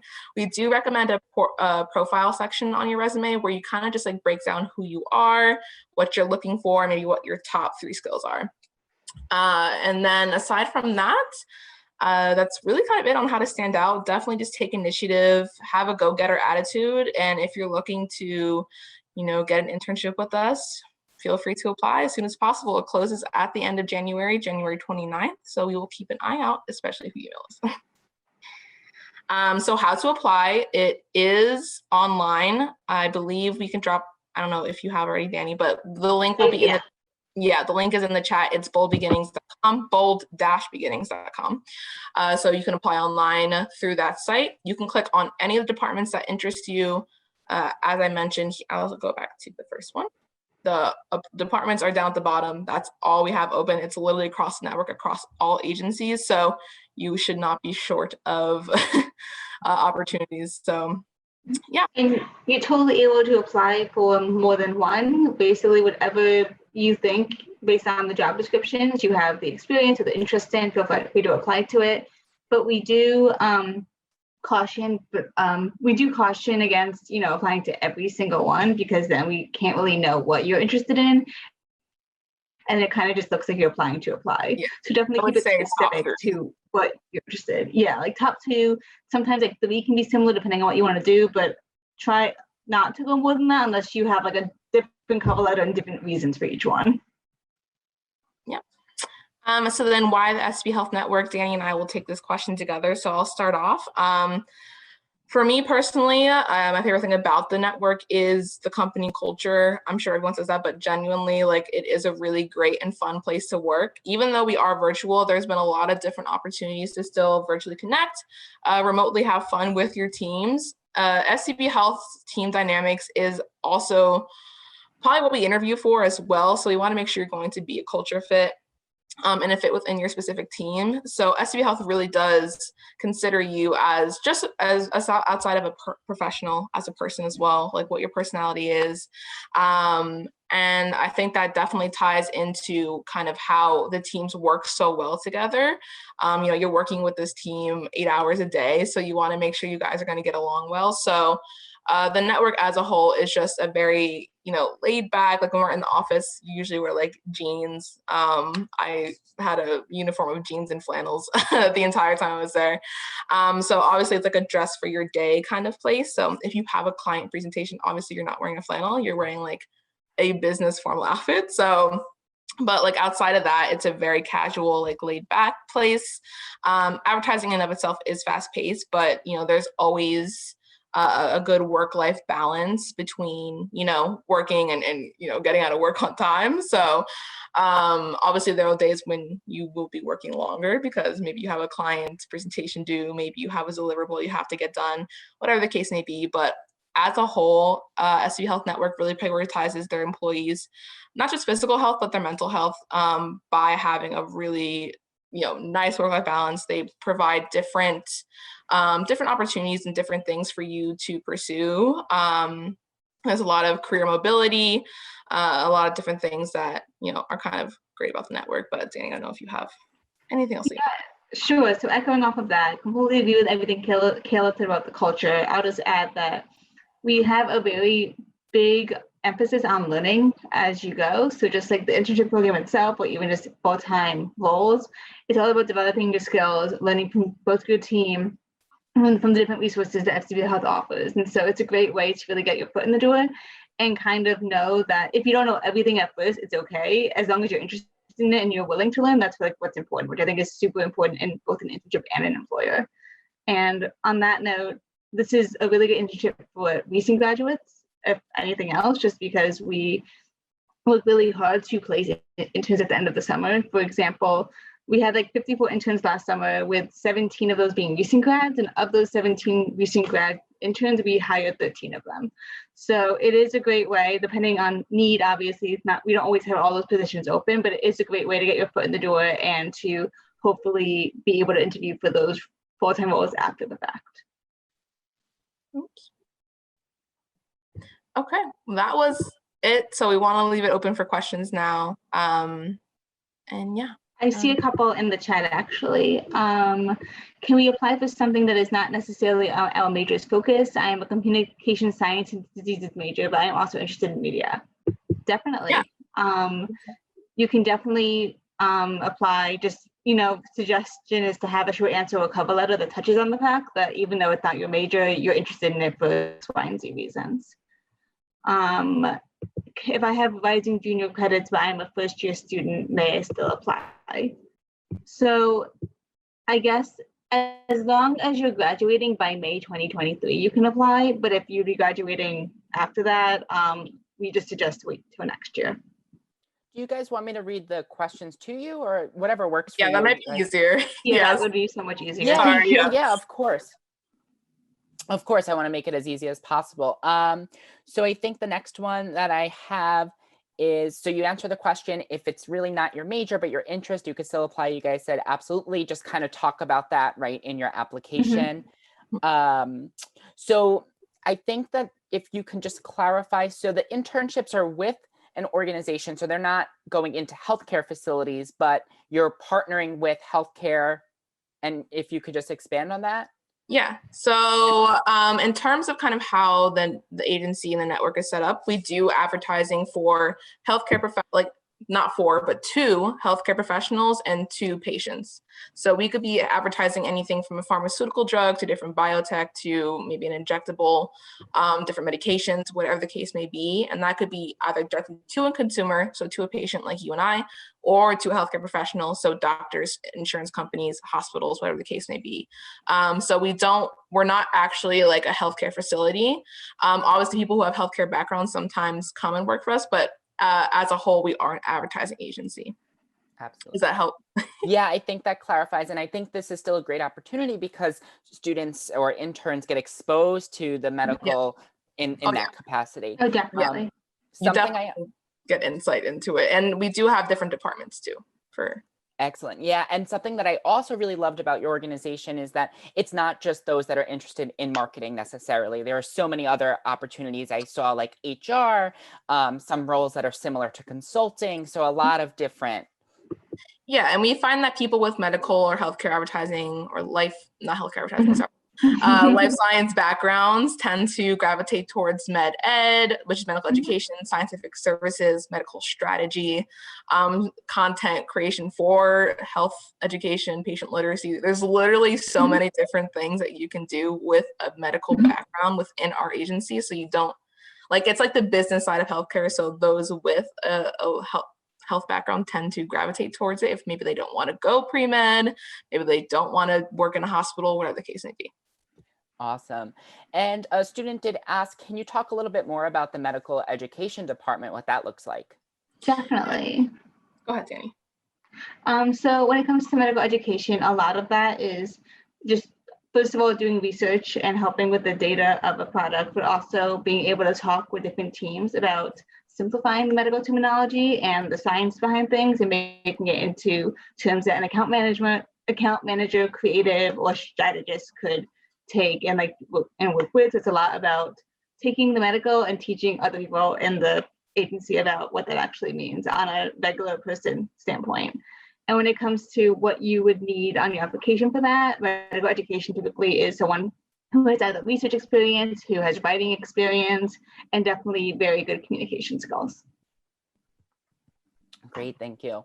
Another question that I think is a really great question is, how does the company go about hiring interns full-time? So what skills or what do they look for when they're making those types of decisions?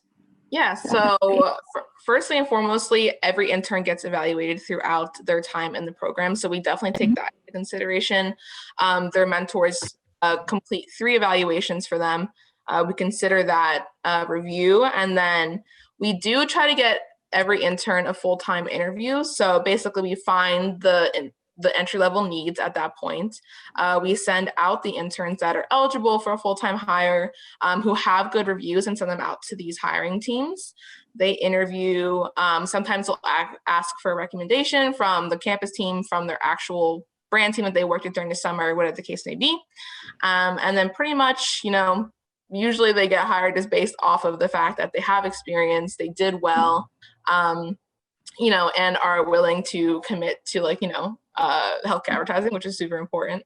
So it's usually the process is, they not graduate, they finish a program, they interview with different hiring teams that are hiring for entry-level roles. And then from there, the hiring team decides if they want to extend them an offer and bring them on full-time. And if, say, for example, the hiring team doesn't want to, we still go out of our way to find other roles that are open, maybe applicable to them in the network. So it's kind of like a continuous cycle until they're placed, essentially. Yeah, the interview process for full-time typically starts in the middle of the program, and then will definitely, as Kayla said, be carried into September, October, depending on roles as they open and team fit. Great, thanks so much for those insights. So a question that comes up, can you just refresh the students on what they should include in their cover letter, especially if they're not relevant major to what they're interested in? Sure. Danny, if you want to take the first half of that. Yeah, sure. So I guess in a cover letter, definitely first of all, making it clear that you know what you're applying for. I'm applying for this internship at this company. Thank you for looking at my resume, just so that we know it's not cookie cutter cover letter that you're sending to every which way company. And then after that, just really going through I think this is a good role because of X, Y, and Z. Through this experience, I can apply this skill that I saw in the job description, and kind of taking us through your mind, I guess, about how this experience and the skills you learn from that experience can help you in this job. Yeah. You basically just want to showcase why you want to work for FCB Health, why you have maybe a slight interest in healthcare advertising. You want to see your curiosity and desire probably to work. Yeah. And just make sure, obviously things will overlap between cover letters and companies, but please don't let us get to the end of a cover letter and say, I'm so excited to be applying into a company that is not FCB Health here. We do get a few of those, but that's fine. Yeah, so just make it clear that you know what you're applying for. Great. And just so everyone knows, we didn't ask Kayla and Danny to specifically state that, which we say all the time at the Career Center. So that's coming from our recruiters, right? Yes, that is important. You want to make sure you are not catering, but gearing your cover letter towards the company you're interested in. Because obviously, you could reuse pieces and bits, but not the whole letter. It's also the whole attention to the detail thing, and not making sure that that's T's crossed, I's dotted. That's not paying attention to detail. Great, thank you. So can you just talk a little bit more about the application process? So what do the interviews look like? Are there multiple interviews, things along those lines? Yeah. So as I mentioned, our applications do close on the 29th. So we are actively sourcing through the candidates that have applied already. We are actively setting up screening. So kind of what happens then is Danny and myself, we actively screen all the candidates who have gone through the first pass of sourcing. We talk to them. That's kind of like the first rounds, quote unquote, of the interviewing process. So say we like you in the screening, we want you to move forward. So we send you to a hiring team that is looking for someone of your background or of your interest in that specific department. That hiring team can say, oh, we love their stuff, you want to meet with them, or they could pass, in which case we would try to send them somewhere else, and then kind of do that process over again. But regardless, you would get set up with a hiring team to interview with. Generally, it could be anywhere from one round of interviews to like 2 or 3, depending on how busy they are with clients, how packed their schedules are, whatever the case may be. We do try to keep it as minimal as possible, but there could be a few rounds of interviews. They're all virtual, they're all video interviews. So definitely research tips and advice on how to properly video interview. And then from there, this process takes like a while, so it does kind of span over a few weeks, few months, because we do have so many people that we go through. So then once you interview with the hiring teams, they probably will meet with a few other candidates, and by a few, I mean probably like 12 to 24. And then once that is done, they decide, here's the person we want, extend them an offer, we extend the offer, and then the program starts in June. It's kind of a quick look at the process, but it takes a while. Excellent. So I think that it looks like we're caught up on questions. I just have one last question for the both of you. What are the best ways for students to connect if they have any additional questions? LinkedIn or emails? Definitely email for me personally. I'm more likely to answer an email, but connect on LinkedIn regardless. Okay, awesome. I'm gonna echo that. Do you mind? I have Kayla's email. I don't think I have yours, Danny. So do you mind putting yours in the chat? And I can always, or if you can maybe also put Kayla's in. Yeah, no problem. Awesome. And I also put the application website one last time in case it got lost in all the questions. Great, thank you so much. And for the students on the call, I will follow up through email. So you will have their emails if you lose this chat. So everything should be great. Awesome. Great. Thank you so much, everyone. We look forward to seeing your applications. Thank you so much for taking the time. Yeah, thanks for having us. We appreciate it. Have a great day. Bye. You too. The next session that we're going to have is sciences, and who the speakers that we'll have is going to be NASA and LifeSci NYC. I encourage students that are interested in psychology and health to stick around, because I think that these organizations will also have really great opportunities for you guys to look into. And the same goes for those that are still on the line from education and the children's and youth studies. Good afternoon, everybody. I'm hoping that you've all had just a wonderful time so far today, because we've had some great speakers talking about great internship possibilities. I think the next two are going to be tremendously exciting to everybody. And the person that I'm going to introduce now is from a company called, of course, LifeSci NYC. And let me introduce Kaylin right now. Hi, everybody. Thank you for joining. I have a short presentation, so I'm just going to pull that up.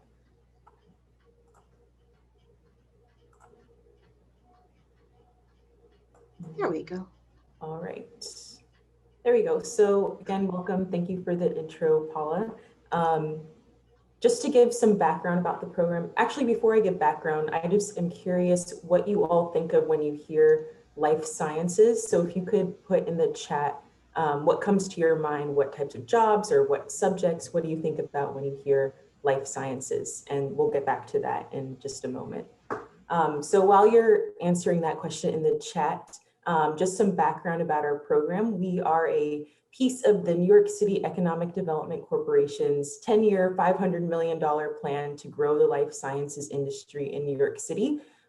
Much of that $500 million does not go to us. It goes towards investing in industry and real estate. But our piece of it is workforce development. So we offer paid 10-week summer internships for college students, graduate students, recent grads, in the science track and then the business management track, and a lot of positions that fall in between those. We're in the 4th year of the program. So now, in addition to the summer internships, we also offer some academic year internships as well as some full and part-time permanent roles. And these are all at companies and organizations throughout New York City. So we may be a little different than some of the other organizations speaking today. You wouldn't be interning with us, but we help place students in internships throughout the city. So this question, let's see, in the chat, I hear a lot of environment, clinical psychology, field work, labs, a lot of lab work, bio research. Yes, so those are great answers.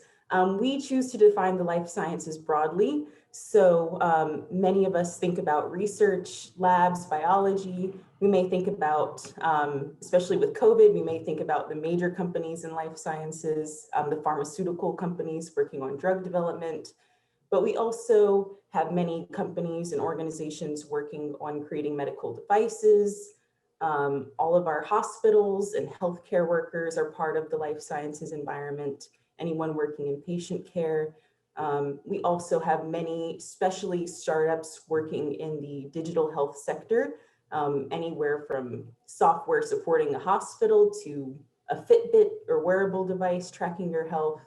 And then lastly, we have many organizations that you may not think of as being part of the life sciences, but do support the industry. So we have financial firms, investment firms, real estate companies that are building lab space in the city, marketing firms that are targeting the life sciences industry, and many other positions that may not seem like they fit within the life sciences, but they help the industry.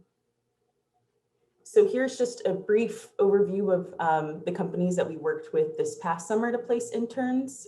We like to show this slide just because I'm sure most of these companies are not familiar to you, and that's because the industry in New York is really young, and so many of these are startups that have come up within the past couple of years. And so I mentioned we have the science track and the management track.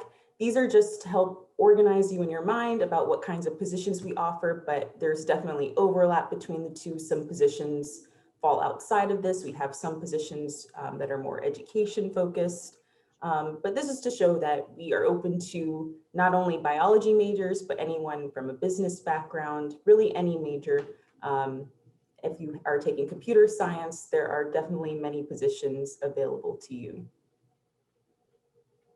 So just to go over the process for our program, you apply on our website. Once you complete your application, we don't accept or deny you to the program, but you get access to our full job and internship listings page. And from there, you will choose which positions you're interested in, and you'll submit a cover letter for each of the ones you want to apply to. That's the point where me and our program director will evaluate your application. If we think you're a good fit for the program or for that position you applied to, we send your materials to the company and they make the final decision. So again, we cannot guarantee placement at a company or an organization, but we do help facilitate matching students with opportunities throughout the life sciences industry. And this, I'm not going to read this too much verbatim. We have this on our website as well. And if possible, I think I can share this presentation with you all later on.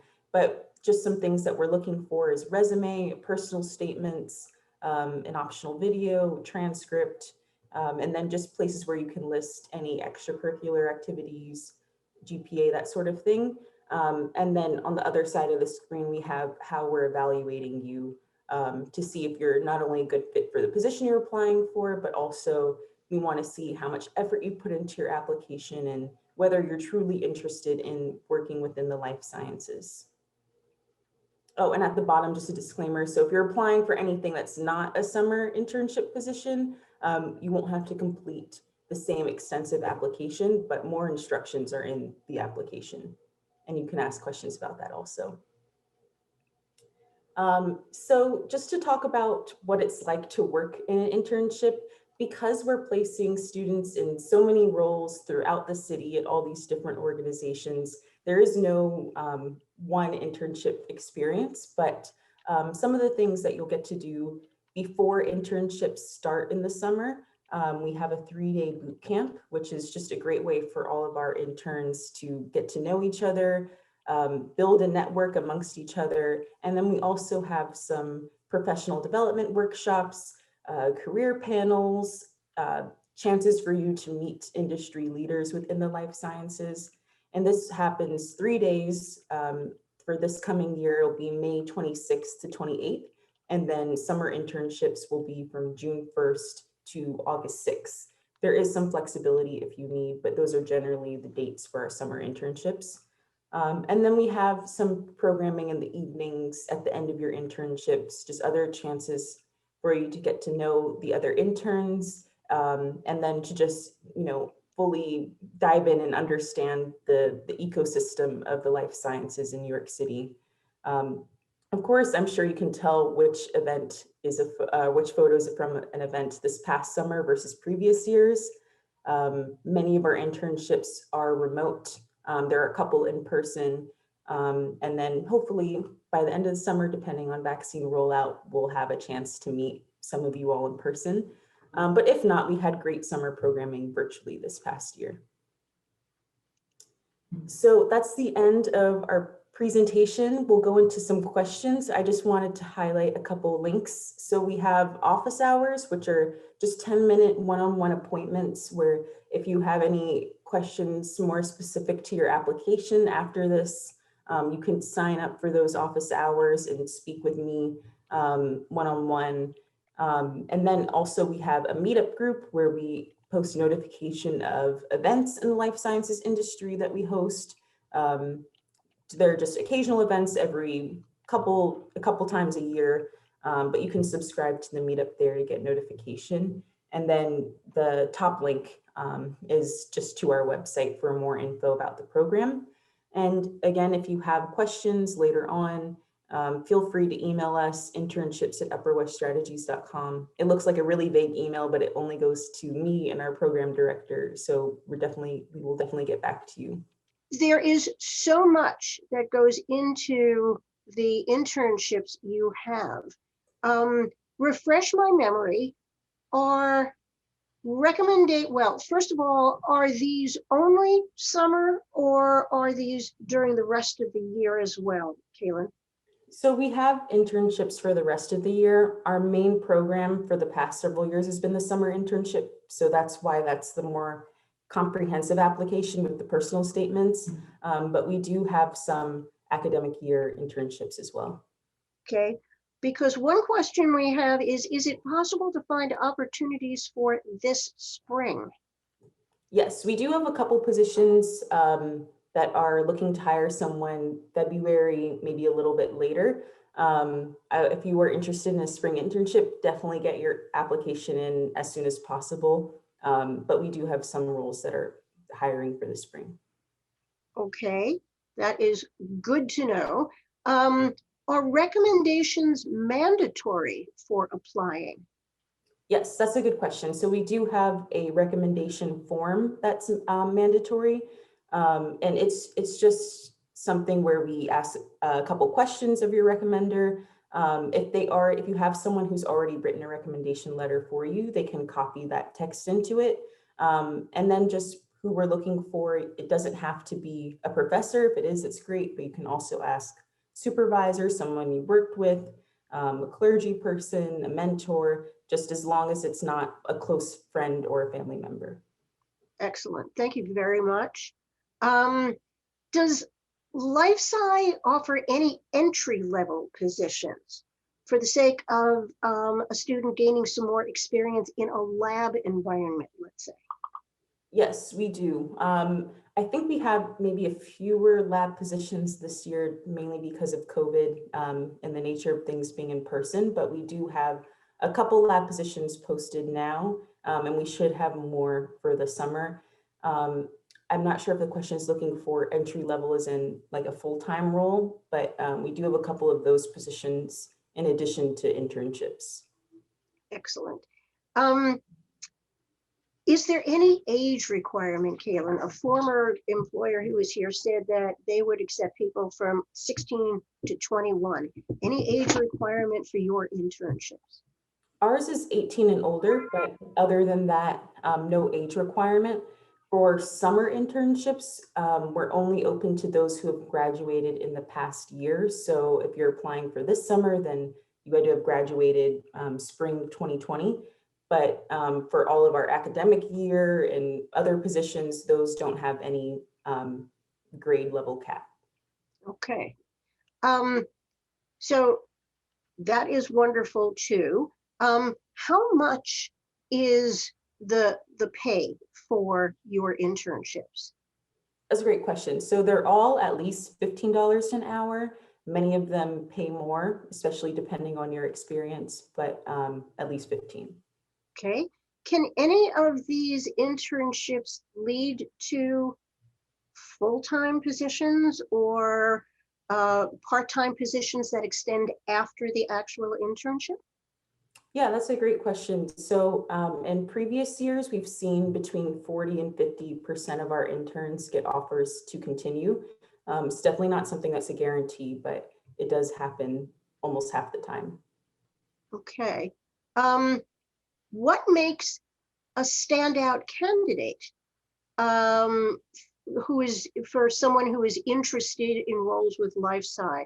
Are there any tips you've got?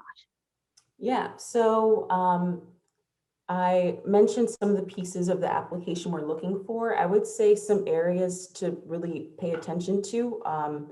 Your personal statements. We really want to see that you're not just sending in a random application and trying to apply to as many places as possible. We want to see that you do have a genuine interest in the life sciences.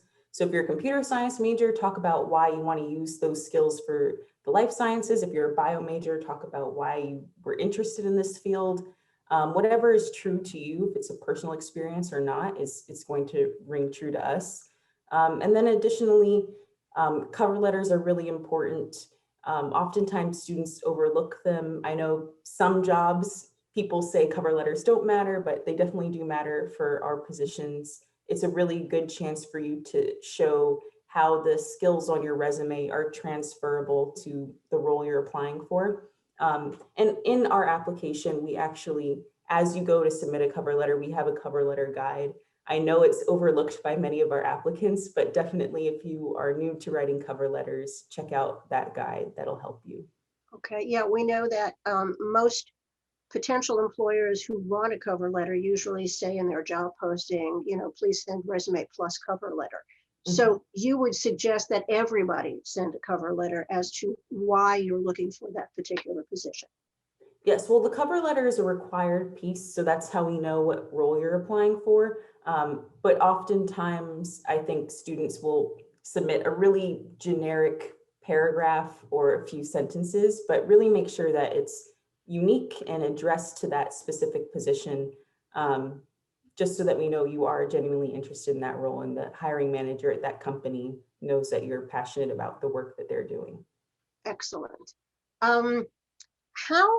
What will the setup for a biomedical engineering remote internship be? Can you do biomedical or engineering remotely? That's actually a great question, and I'll be very honest that I don't know 100% what that would look like. There have been a couple engineering positions that were remote. I think we had maybe 2 over the summer, so I know that it did happen. We work with so many companies. We work with over 80 companies, so I can't say exactly how that went.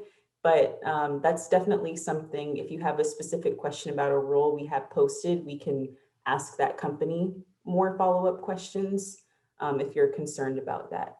That being said, though, many of our lab and engineering roles are going to be in person. We have had a couple remote, but they're most likely going to be in person.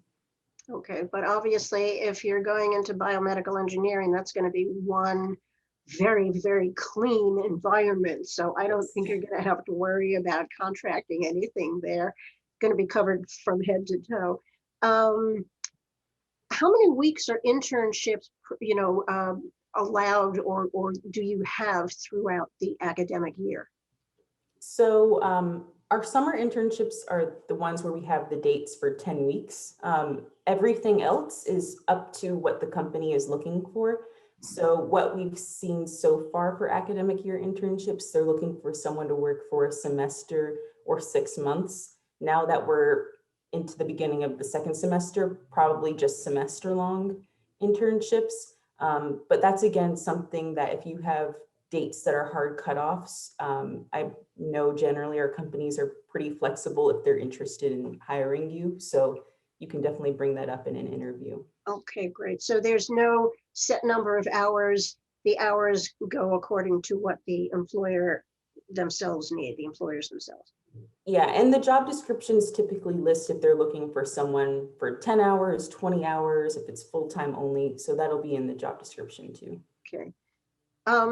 Here's a very interesting question. My major is speech pathology.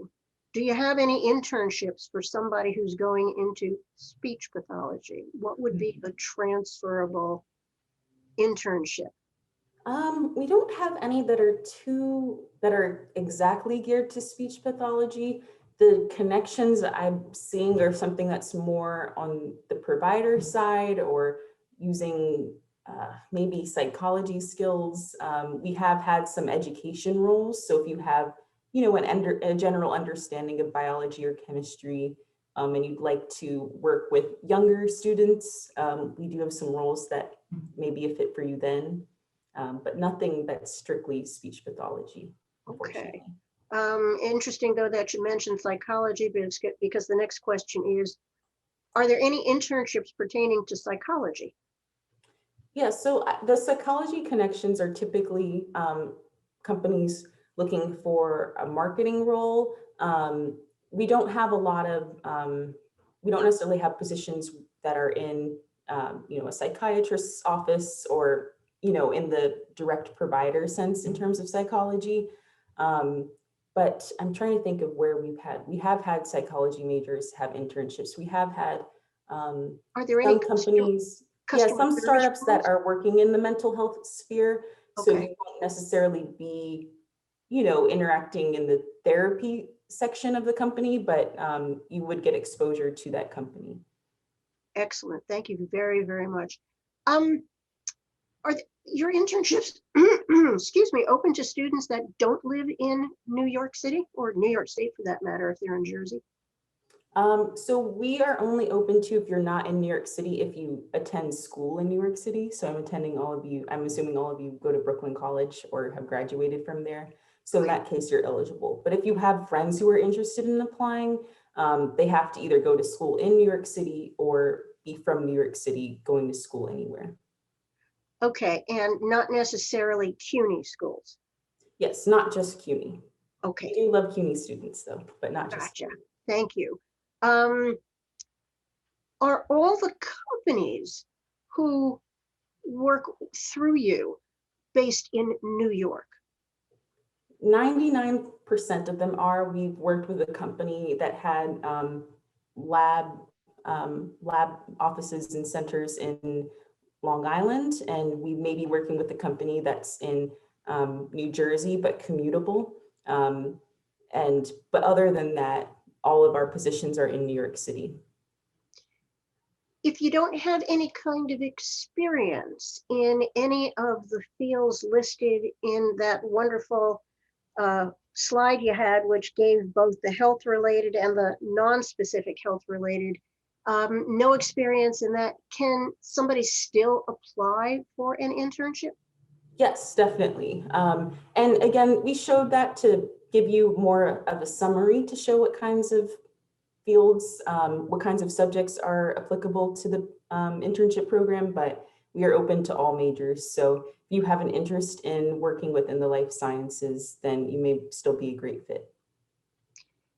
Are the internship descriptions themselves available to students before they fill out an application so they know what the internship specifically is about and where and so on and so forth, and what it will entail? We have one document that lists all of our non-summer positions. I can either send that to you to send out, or it'll take me a minute to pull it up because I'm on a different computer right now. You can send it to us and we'll be happy to send it out. Excuse my cat screaming in the background. Oh. I can't turn my sound off and ask you questions at the same time. But our summer internship positions are only available if you completed an application. Okay, great. Somebody here says, one of our students is saying, I want to change some of the things I wrote on my already submitted application. Do I have to fill out a new application, or can I just send an email about that application? Just email us. We'll open up your application again so that you'll be able to edit it. Okay. Where do the applications go? Where do they go, as in who's? In other words, how do you send the application in? Is there a particular email address? So we have a link to our website. It was on the last slide of this presentation. Okay. But if you search LifeSci NYC Internship Program, it'll bring you to the LifeSci.NYC website, and you'll be able to find it. We will definitely provide that. Is there, are there any important or must-know software application? No, so that's another thing where it depends for what specific position you're interested in. And so just make sure you pay attention to the job description, because sometimes it'll say that they want someone with certain software, but not all of our positions require that. Okay. Are there deadlines to apply for the spring and the summer internships? That's actually a great point that I meant to highlight. So our summer internship program, the application closes March 31st. For all of our other roles, there's no deadline to apply. And with that March 31st deadline, that's the application to our program where you write your personal statements and upload your resume, all of that. But you can still be submitting cover letters after March 31st. Okay, great. And there we go. One of my colleagues, Cliff, put in the address for the bit.ly/LifeSci students. So that's good. Everybody's got that information. And also your website, which is now up on the chat. And fine. Sounds wonderful to me. Thank you so much for answering all these questions very quickly. I appreciate it, and so do the students, I'm sure. And thank you for joining us today. Make sure to check out the My Career tab on the BC Navigator app, where you can track your career progress based on the amount of credits you've earned, stay updated on upcoming events from the Magner Center, and watch our videos for insight and advice on your career field.